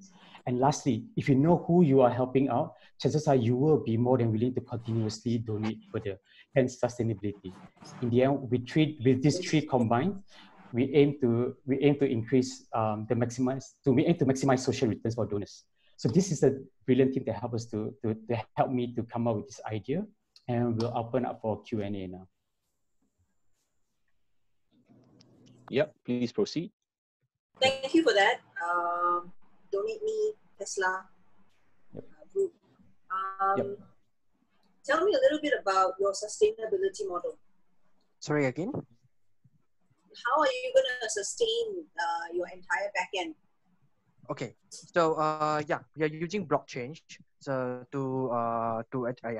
thanks. So what we did is we let the beneficiaries to actually list down what they putting on what their objective of the donations and also the amounts inside the blockchain by using the smart contract to actually regulate it. Right, then after that, yeah, so in terms of sustainability, we will actually engage with NGO and also governments and also those cross borders, NGO and so on to actually engage with us. And after that, the last part is actually withdrawal part. So we for the withdrawal part, we are actually working with we can work with the payment network system to let our beneficiary withdraw their money in different forms. Okay, besides that, since we have actually trying to work with the utility service provider to let them send the request to pay or immediate request to our retail system in our blockchain system. So that's our beneficiary will have worry free of about what they need to pay and the expenses. So donors can just transfer the money straight through to the utility instead of go through the beneficiary. So where do you access your fees? How do you generate income? So maybe I'll take on that. So we are taking income from potentially three parties. One is the donor bid, but for that is not our biggest chunk. So we're looking at maximum 2%. For the one that we're looking at the most would be the platform users, which we are banking on mainly come from our charity organization as well as government itself. But we're looking at only a very small amount of transaction fee, which is also about maximum 2%.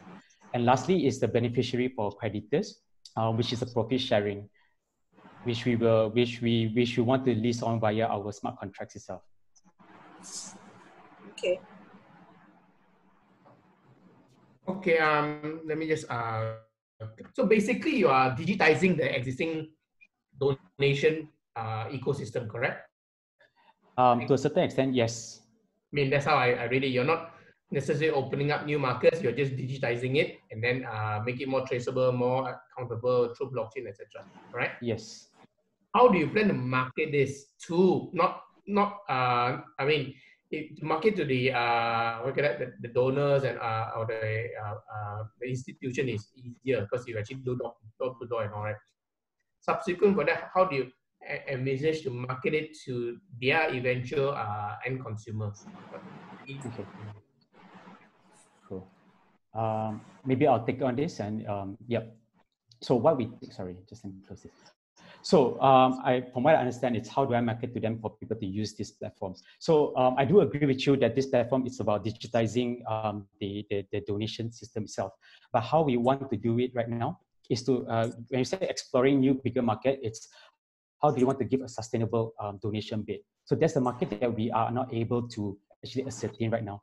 So if you look at this figure itself, even at these three numbers itself, is something that we roughly gauge.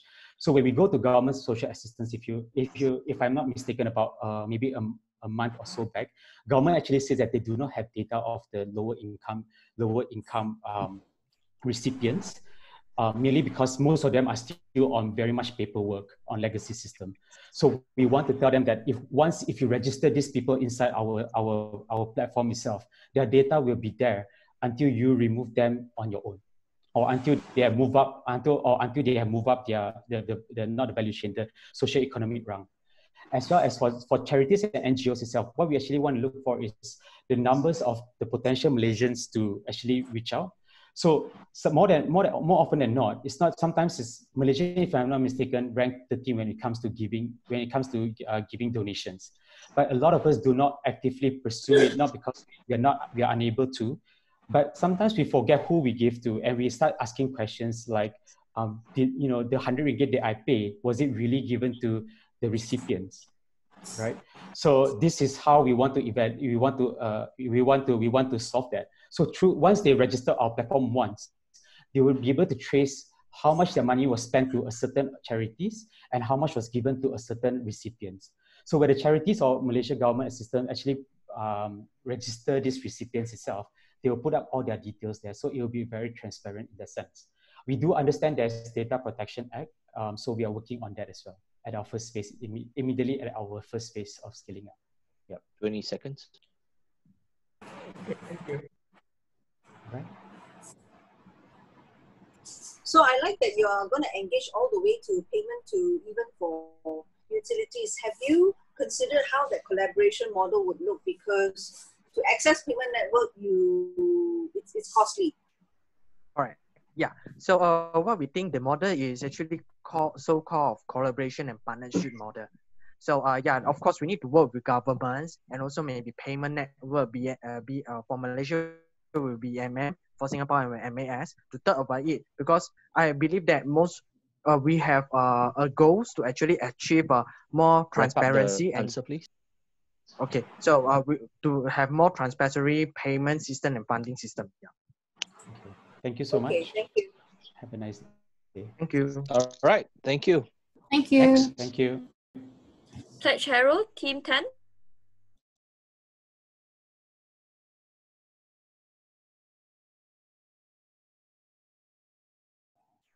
Hi, good evening. I think, can everyone see the screen? Yep, you can make it full screen. Yes. Time starts now. Thank you. Hi, good evening, ladies and gentlemen. I'm Brian from Team 10, and my team member include Valerie, Danny, Tan Yihong, and Vuan Su. So from the team name, I believe some of you already aware that what our idea is, pledge, which is related to collateral loan. So based on this, we are looking at the cash solution platform to provide to targeting B40 and M40 in times of uncertainty. Of course, in the later stage, I would like to touch on the, actually in reality, I believe the so-called the top 20, some of them may need this service. As an introduction, Malaysia pawn service, actually, this market is not a small market, worth 4.5 billion with approximately 1,500 pawn shop nationwide. And the customer traffic, actually, the consumer traffic is about 750,000 per month. And the value average on each consumer take about 500 ringgit. So based on this, currently consumer need to go to nearby pawn shop to do the collateral loan to meet their financial needs in the unprecedented time. Now, the pain points are including, as you can see from here, I think first of all, during the MCO, the merchants have a problem because they cannot open their shop, they cannot do the business. The consumer are unable to do the cashing because they are unable to go out. And on top of that, even after the MCO, I mean, consumer have limited choice because pawn industry in Malaysia is very localized, where you need to I mean, it's localized in the sense that in specific area, there's only one or two pawn shop around. So there's limited choice and very time consuming, because if you really want to go shopping one by one to consult the value, it's very time consuming. And of course, when you're talking about this pawn, means that most of the time gold, jewelry, designer bag, valuable things. And there's a risk of robbery even after you pledge the thing, the cash is with you. So on top of that, there's no privacy at all, especially for top 20. Some of them, they may need certain cash, urgent cash. They have a designer bag or whatever, but the problem is they have to present themselves and the identity is exposed. This is the very brief idea on the registration. Home screen, sign in, and account opening, of course, is free of charge. New registration, upload your the IC and create a password to create the account. And this will apply similarly to the merchant, but due to time strain, I will just pass through this one.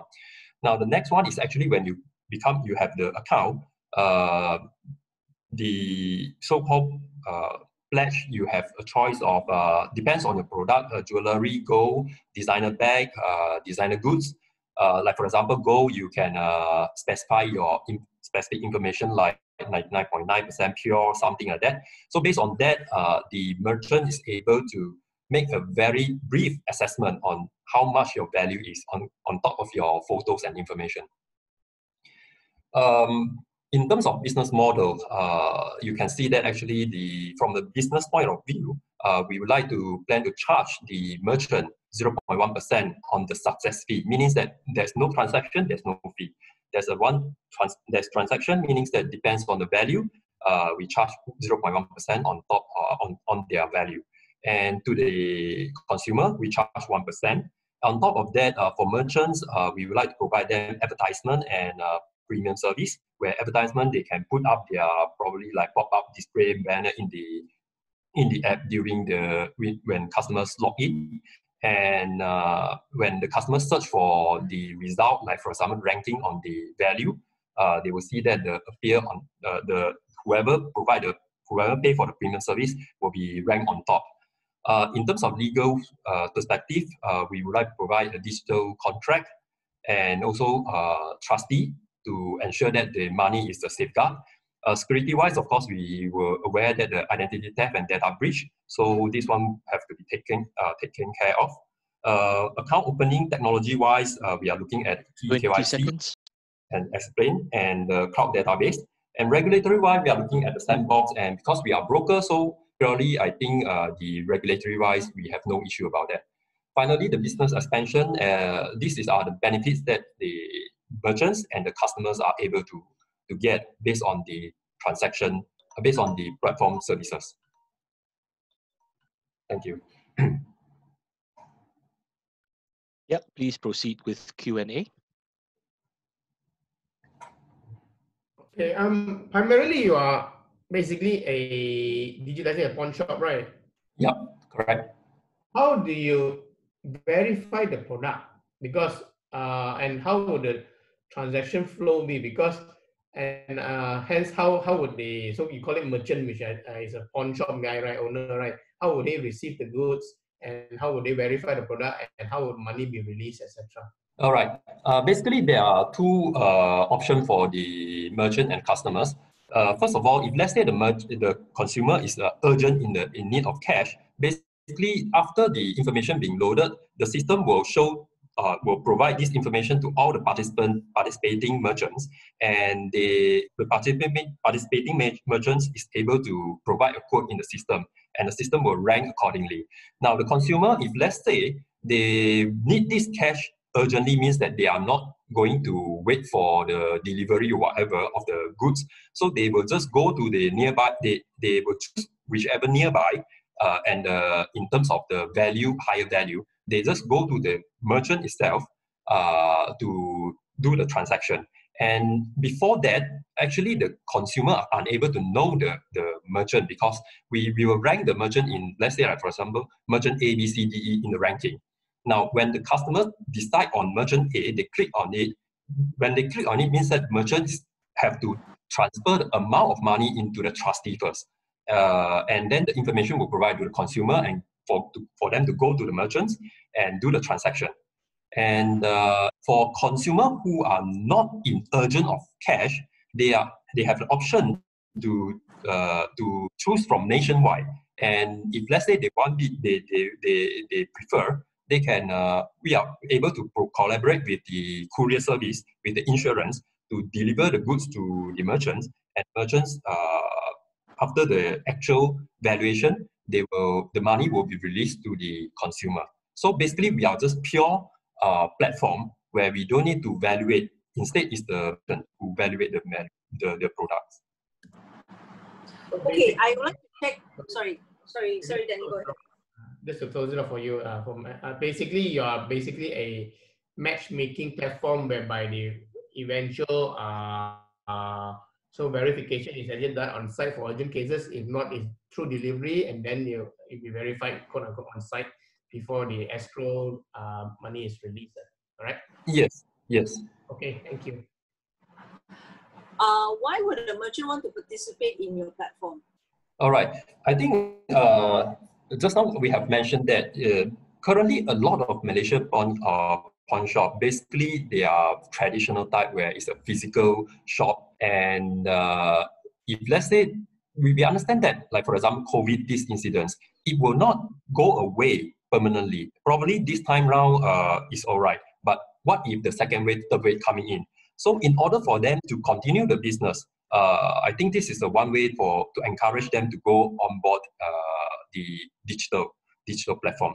Secondly is, just now as I mentioned, it's very localized at this moment. In other words, their market, their customer, their consumer is very limited to the area that they have.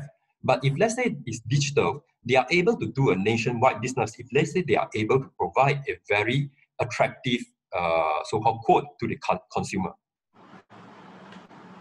Okay, I think I will tend to disagree with that, because Can you? collecting.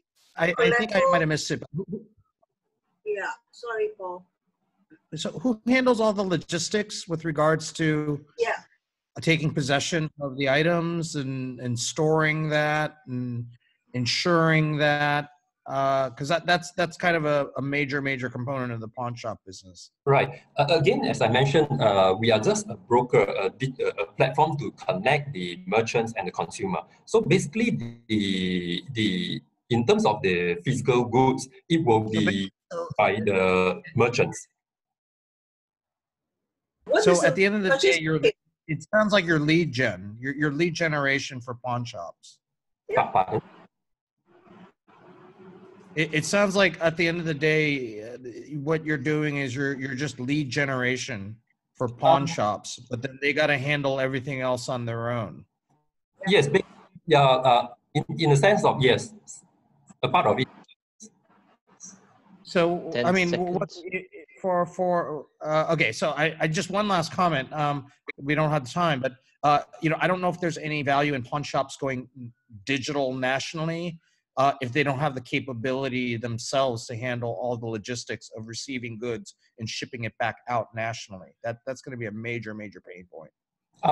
For logistic wise, as I mentioned, we will be working with courier companies on the insurance basis for those consumers who are not in urgence of cash. All right. Thank you very much, Pledge Hero. Let's move on to the next team. Thank you. Thank you. Thank you. We have a next team, Team 11, Insure Smart. I'm going to share my screen right now.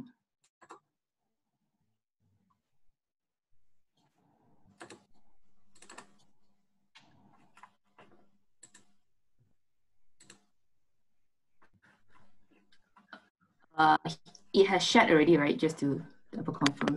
Yes, time starts now. Thank you. Oh, okay, thanks. Hi everyone, I'm Shijing from Team 11, and Xiong and I will be pitching today for our team. We will be pitching about a solution which is targeted to help foster the insurance technology sector in Malaysia, which is also known as InsurTech. So what we noticed is that in Malaysia, there is currently no end-to-end system or a single platform which allows customers to purchase insurance policies, manage them, and then subsequently file for claims. There are usually multiple parties involved in the whole insurance process. So just to give you an illustration, before purchasing a policy, a consumer will usually reach out to an insurance agent and ask the agent to recommend insurance products. And they will also discuss about insurance coverage and the amount of premium to be paid. This is usually done face-to-face, and the whole process can be quite time-consuming. After the insurance product is purchased, the customer will keep the policy himself, and whether it's at home or an electronic copy of it. And when the customer wants to claim for insurance, then assuming it's medical insurance, he will have to go to the hospital and provide the hospital with a physical copy of his medical card. So based on what I've just said, you would probably have noticed that the whole insurance process in Malaysia is pretty fragmented. So our solution to that problem is to create an online platform which provides a one-stop solution for insurance services. From purchasing policies to managing them and to making claims, we want to create a digital insurance experience which is fast, affordable, and hassle-free. So what is our unique selling proposition? Firstly, we will be a one-stop solution for insurance services. We will be a purely digital insurance company, so everything will be done online. We want to allow everyone to be able to be insured anytime and anywhere. Our third unique selling proposition is transparency. So all our policy terms will be clearly set out in our website and our app. And fourthly, our products are affordable because we will sell our insurance products online without using insurance agents or brokers. And so we are able to keep costs down as we do not have to pay commission to them. And lastly, every transaction will be safe and secure. Moving on, I thought it would be good to show everyone a demo of our app.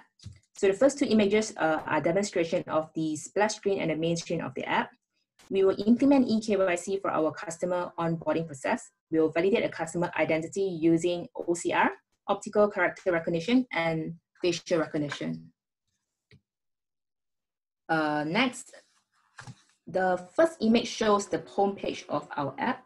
It will show the insurance product offered by us and also the policies which have been purchased by a customer and any policy payment which is due from them. This can be seen at the middle section of the page. So if the customer wants to review the policy, he can always review it through the app. Before a user purchases a policy, we will ask them a few simple questions about himself and then recommend an insurance plan for him. We will instantly issue the policy to the user after they have made payment. There will be a chatbot in our app to provide support to our customers 24/7. In terms of the technology used, the chatbot will learn through a combination of machine learning and natural language processing. Now, customer can file a claim easily through our app. They will just simply have to fill in very simple details, and then they can file a claim. In terms of our target customers, we are targeting millennials and young professionals who are tech savvy and convenience oriented. Moving on to business model, we have 3 business models. The first 2 business models, which is underwriting and investment income, are similar to traditional insurance company. In short, we will charge premiums in exchange for insurance coverage and then invest those premiums into other interest generating assets to increase revenues. I will let my teammate Xiong take it on from here. Hi, so I'll be going through the expansion and growth strategies. So basically, we'll be going to build traction. As you know, insurance is actually a red ocean market, so we have a lot of competitors and existing competitors. So we will need to get our news of our launch as quick as possible. So we're trying to go get as much exposure as possible. Then the next step would be to do loyalty and retention actions. So to maintain our trust and improve based on customer feedback and data insights to see how we can improve our services and products. And lastly, to have sustainable growth. Next slide, please. So for our challenges and competitors, our main challenges is handling the regulatory issues for customer expectations, technology innovations, and market conditions. So for customer expectations, okay. So those are the things that we have seen as foresee as challenges. And one of our solutions that we think of entering the BNM FTG regulatory sandbox. Lastly, our competitors in Malaysia are Policy Street and Finology. So the last few slides, actually we have some sort of projected plans for our, how to say, fundraising and stuff, but these are like rush sort through of that, rough, please. Yep. rough stuffs to 2024, and that's about it. I think that's the last slide. Yep, thank you. Sure, can you go back 2 slides, please? What lines of insurance are you planning to offer? We are planning to offer general insurance products because in Malaysia, we understand that there are 2 different licenses. One is life insurance license and one is general insurance license. And for our company, we are targeting general insurance. But you know, general issuance being everything that's non-life, or are you focusing on particular areas? We are. Let me just go to the relevant slide. Okay, I'm sorry, that is quite small, but if you look at the first image, we are targeting many medical insurance, for example, cancer protection. We also have coverage for corona disease protection because that is most relevant now.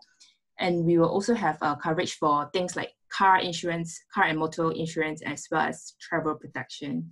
So generally, we intend to cover a lot of products. Okay, that's quite broad. Yeah. So I think, let me ask, if you're planning to bypass agents altogether, there's certain types of insurance where you don't really need agents, things that are mandatory. So like auto insurance, for example, that's, you know, everyone has to have it. If you buy a car, you can kind of compare terms relatively easily. But once you're starting to get into more complex types of insurance, particularly around the health side, it's a little bit challenging unless, you know, because it's largely an educational process for consumers.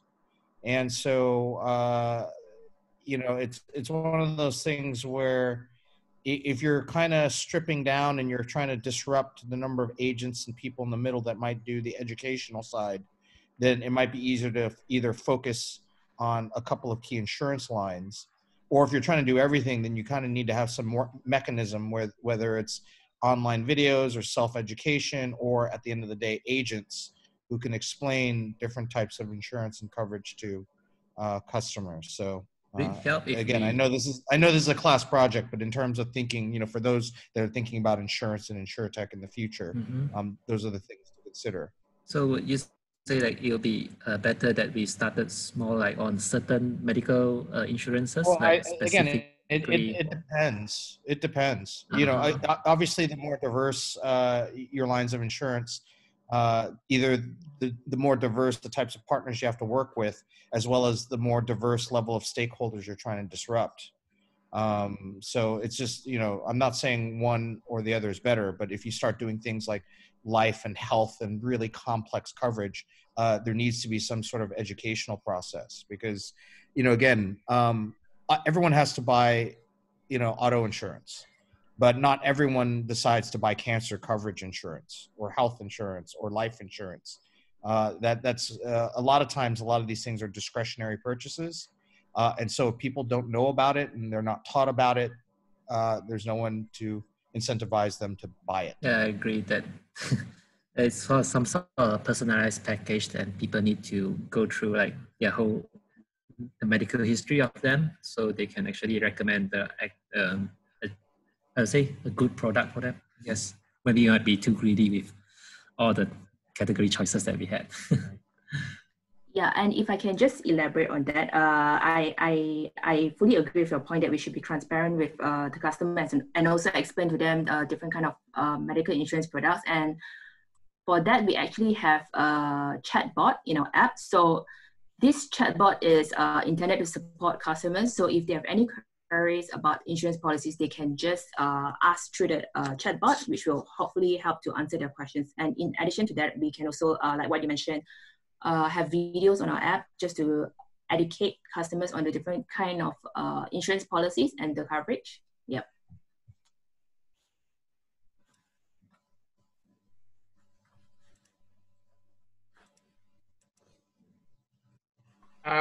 Okay, I don't have much of a question. Paul pretty much ask those questions. I just want one comment. Basically, how you market it is you may not just want to do B2C, you might want to consider a B2B2C model as well. I'm very familiar with this InsurTech business. So very interesting. I think your claim module is very interesting indeed. But that you may need to hook up with some you know, doctor clinic management system, etc. Okay. Okay. Yeah. I'm okay. I like the fact that Okay. you guys work on the screen. Thank you. Thank you. Very cool. All right. I'll I stop think screen that's sharing. it. Jenna, is that right? What? Yes, so what will happen is the judges will deliberate for 10 minutes and everyone will be placed back as, again, the panelists to switch on your video so that later we can take a team picture. So we have a 10 minutes break, guys, so stay tuned. So Paul, could you say a little bit about what you thought about the pictures and what you think overall could be improved? Yeah, no, first of all, great job, everyone. You know, I think for me, when I do these types of pitch competitions for schools, and I've done a few, sometimes they get so good that I forget that you guys aren't actual businesses and you've been operating for a while, because, you know, I sit there and I want to start shredding things apart and I want to get into deep dives, and I realize that a lot of you had really only just come together in class a couple of weeks ago. So I think it's a testament to your ideas that, you know, I had to switch off that whole VC thing, like who are your previous backers and who are your partners? And it's like, it's just a class project. Some great ideas. You know, I think, you know, looking from the VC lens, you know, we always want to see, you know, is this a viable business? Is this something that has a big enough market?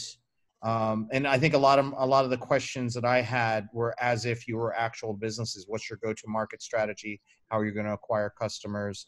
I think in a number of cases, I'd probably say if I wanted to say areas of improvement, you know, please do keep in mind that not in just this forum, but in almost any forum where you might pitch to VCs, that you're going to pitch to people that may not know your market all that well.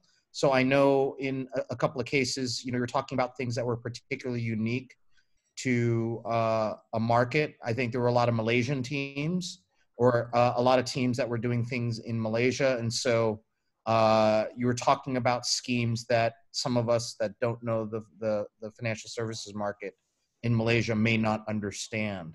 And so, you know, keep in mind that, especially when you start using things like metrics like currencies.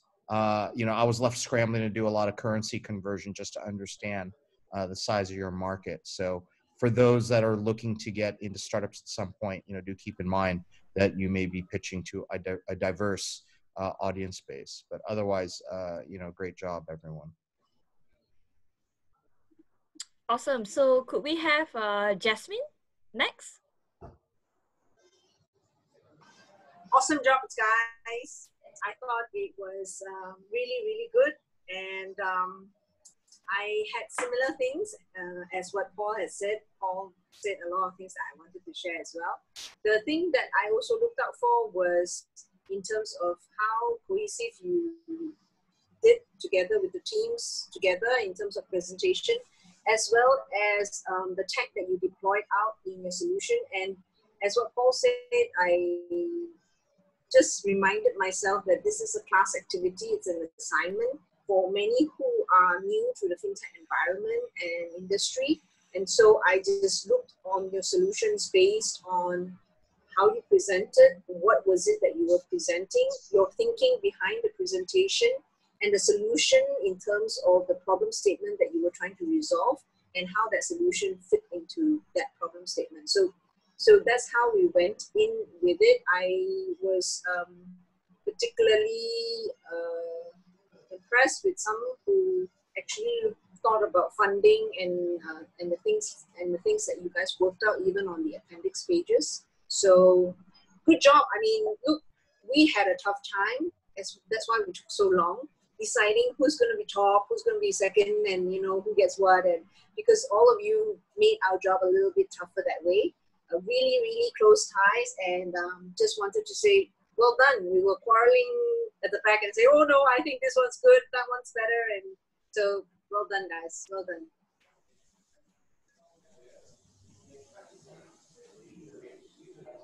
Awesome. Can we have Danny next? Yeah, very much what Jasmine and Paul say as well. But to me, if you remember, this is a pitch, right? So to me, there's three things you need to get across. One is the timing has to be there. You must get your timing right. If you get your timing wrong, because this is 5 minutes. I've done pitch or listen to pitch is a 1 minute pitch kind of thing. You can't get a timing right, you can't get your message across. End of story. Nothing else you can do, right? Today, I think we're a bit lenient with some of the cases that were late. We let you run through your slides quickly and stuff like this. But in the real world, no chance, right? The other thing is problem. You need to take the problem statement very clearly. Right? Some cases were not that clear, some were clear, and some were not very contextualized, or like what Paul said, you need to understand your audience as well, right? Because we may not understand environment, so we need to know that those data points a bit better and quickly, right? And lastly, what Jasmine said, the solution needs to be a bit unique in a way, and clearly addressing the okay, let me take the unique back. It's unique USP that we look for, right? But it may not need to be first in the world, right? It's okay to copy to and localize it to the problem, etc. It's okay, everybody does that, right? But comes back to how you localize it to the problem, right? So I'm okay to so-called get ideas. That's where nothing just drop off from nowhere, right? You always get ideas from somewhere, something. So I quote unquote copy, but it's okay. But it's how you associate it to the problem, how you address it to the problem, and how you convey it during the pitch. And that's those are things I would advise you guys on your next pitch. Awesome. So could we also have Fang to tell a little bit what he saw and what he went through as well? Yeah, I think it's clear that some of the teams are really prepared, and some of them really put a lot of effort into creating mocks that were surprisingly very impressive in terms of the usability side of things. I think overall this experience has been something which I appreciate on my side as the organizing side of things, and that's where it's been really fun meeting the rest of all of you, and meeting the instructors definitely. But I also got to learn a lot more about fintech, That's not primarily where my world resides in, but I think I definitely picked up a lot from all the different sit-ins which I've been able to run. Not everything could be on. We try our best here at Fort Ninja to organize things as robustly as possible. But if there's any technical errors and any oversteps in our boundaries, forward apologies over to those of you who we've caused any inconvenience. But yeah, I think in terms of the presentation, some teams really stood out, and I was really excited and almost jumped out of my seat for some of the presentations because the slides really got me excited. Thanks, Fang. And so we're gonna make you guys co-hosts. I think Fang is just in the middle of doing it. So what happened is there are a few things that's gonna happen. First is we'll announce the prizes. Second one is as a part of Fort Ninja team and the board. As you know, our board members are Jasmine, Danny, and Paul, which started this in February. It was an idea at first, and then we kind of craft out the framework. We are also looking forward to actually do another cohort. So a few things that's going to happen is first is obviously the interview is happening right now to get your feedback. Second one is if you have any ideas or feedback that you want to let us know to improve that. And I hear from Fang during the interviews is you're looking forward to do the next cohort again. So we're not sure yet how this will work, but just ping us and we will also work together to make this a continuous learning community for FinTech. So while the course is being done, I think any thoughts from Jasmine on the future of this program? I think let's go on to that so that it'll embed in our discussion right now as well before we announce the prizes. Jasmine, what are your thoughts for the future of this program and initiative and community?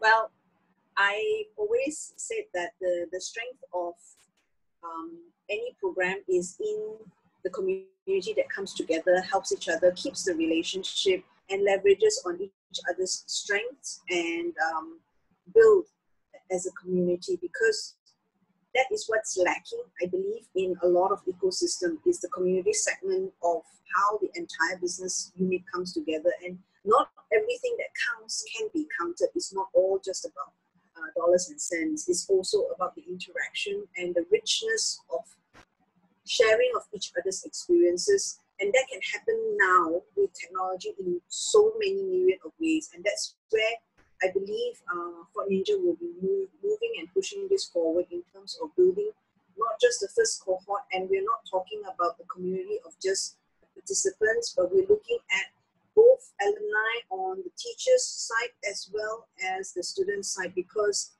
nobody comes to this place fresh, so to speak. Even as a student, if you're a fresh grad coming to join this, you have a valuable perspective that you also want to be able to hear about. And from a user standpoint, from your age group and how you see things. So everybody has a part to play, and it's a question of connection.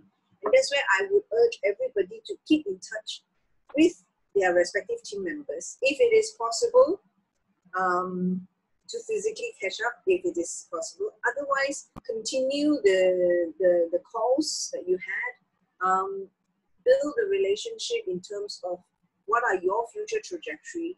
How do you see being part of this program continuously in the future? What are the roles do you think you can play coming back as a second, as an alumni of the first cohort? Do you see any opportunity of something else that you want to spin off as an activity? We would love to hear from you. How else you think that we could provide more value into the community and particularly into the FinTech ecosystem? So things like this would be good. And we want to hear from you. I think Fang has been doing all the interview, and we're going to be looking to building that. Back to you. Thanks, Jasmine. And Danny? I mean, ironically, we in the when we tell you guys to pitch an idea and all, we always talk about sustainability and stuff like this, right? We did have concerns about this when we first started this E-Fintech school, right? As you know, it was not an easy fit to get so many different speakers in and all, right? So we were worried whether it is sustainable, whether there be a second cohort, third cohort, and stuff like this. But I think at that point we felt that to help with it. I mean, if we get one, we get one. We get two, we get two. Because again, all these are doing a bit much. Everybody here is doing it pro bono, right? So, ironically, is that. But I think that sometimes that's how things get started as well. If you think too much of whether it can be sustained for 10 cohorts, if it doesn't, then you decide not to do it. You won't even have the first one, right? So, I guess for our case, it's a bit different because our case is not a business. We don't pay salary to people and so the obligation is less. This one is purely just a class, right? So, but like what Jasmine said to me, we are starting up this one just I mean kind of randomly and stuff like that. And some of the classes that speakers we put in is actually based on who we know, what we think people want to hear, etc. Right? I think it'd be very good to get very specific feedback from you. What classes you felt that we can do, should have done, can still do, so that we can slowly add them into the next cohort and see how can get you guys in as well, either on a recorded version or whatever. At least you can't get the class now, but you can get the class later on, for example. But that feedback needs to come from you. What else we want to see in part of this whole fintech school, right? Because as you know, fintech may be not that broad, but it's actually still very broad, right? So we definitely need that feedback from you guys. That's all. Thanks, Danny. And lastly, Paul, before we really announce the results now, everyone, you can switch on your video as we go. Yeah, just a couple of quick comments looking forward.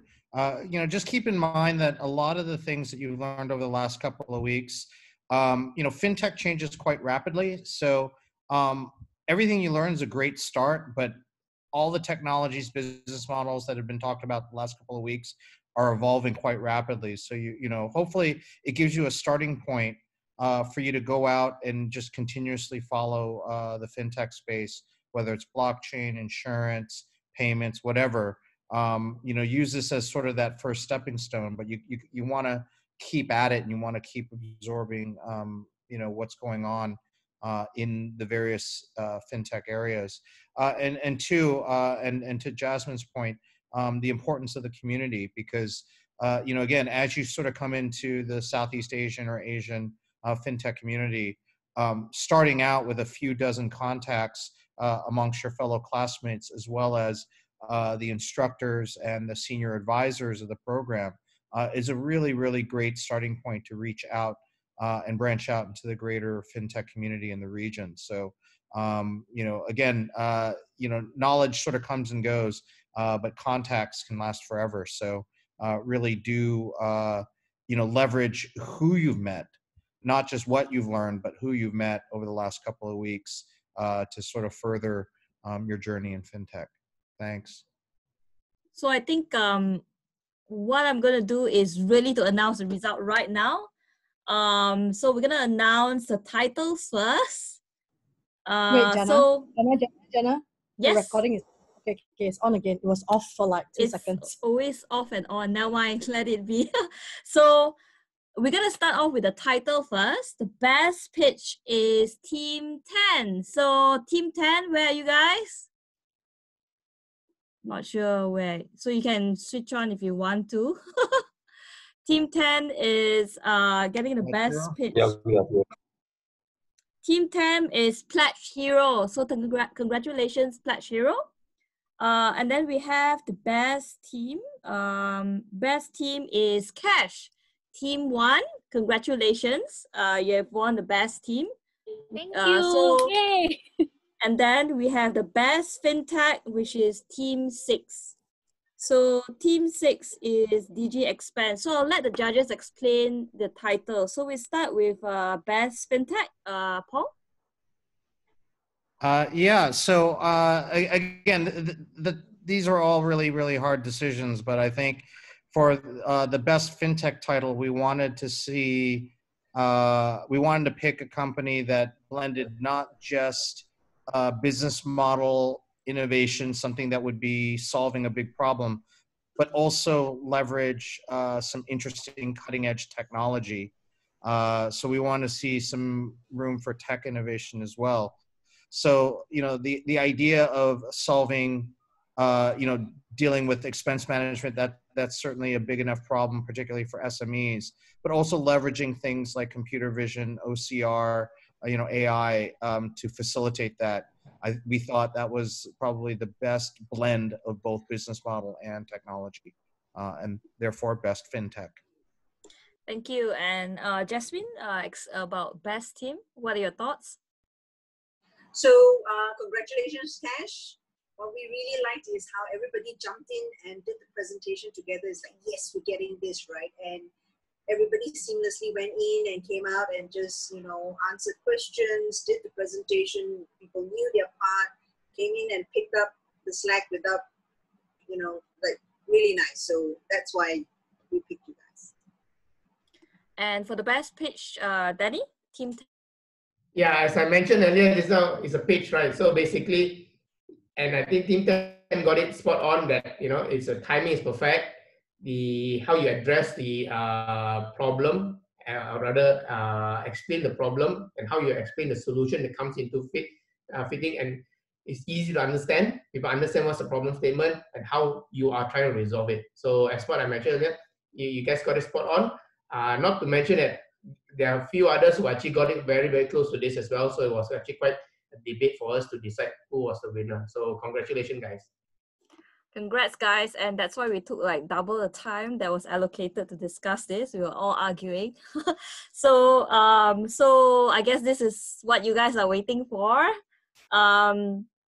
So we're gonna go with third place. We want to congratulate Team 11. Team 11, congratulations. Insure Smart.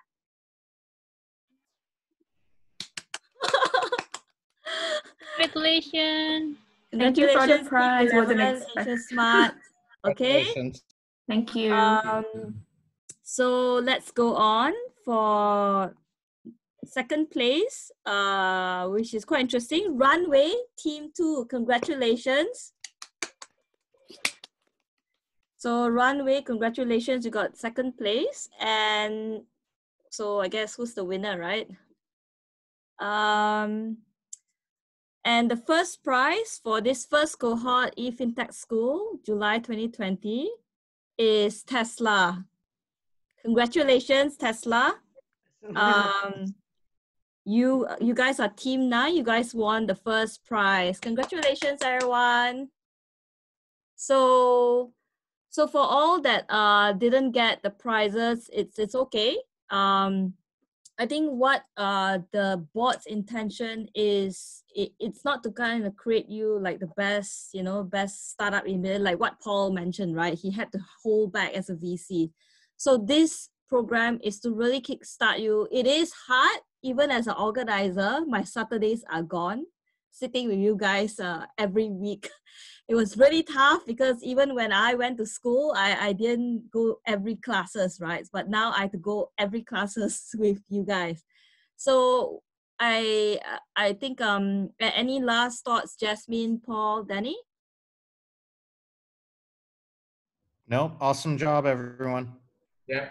I mean, just to, like Jasmine said that because I've been to a similar kind of school in Hongzhou under Alibaba. So, and that's about a year ago. And I'm still very close to at least my teammates as well as the whole group. So I encourage you guys to meet up if you can physically, and keep in touch, because it's an experience that you share together once in your life. So keep that as a special thing. All right. Awesome. So could we take a group picture? I guess this is part of your graduation. And secondly, if you want to get some feedback about your pitch and what's going to be next in your journey, feel free to reach out to any of us, the mentors, instructors, or even the board.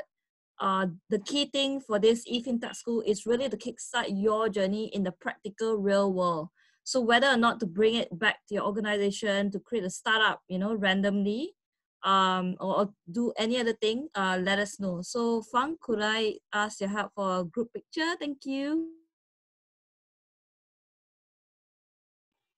Wayan cannot turn on the camera. Still have problem, I think. Maybe.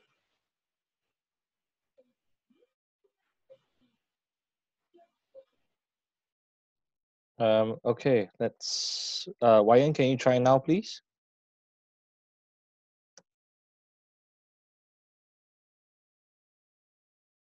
Hmm. Okay, let's.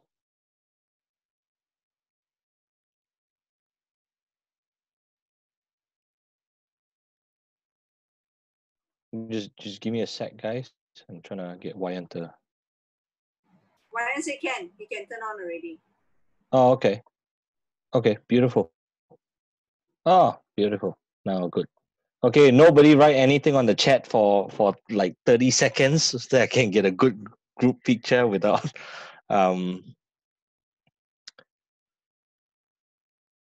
okay. We are going to do this from the back. So this is from Danny, Clarissa, Julie, Chitong, Teresa, CS, Kevin, Michelle, Selena, Yenar, Janet, John, Vincent, Tristan, Bon, John, Amy, Ian, Wilgush, Kahwe, Vilma, Max, Valerie, Aini, and Yi Hong Tan. Big smiles. Very good.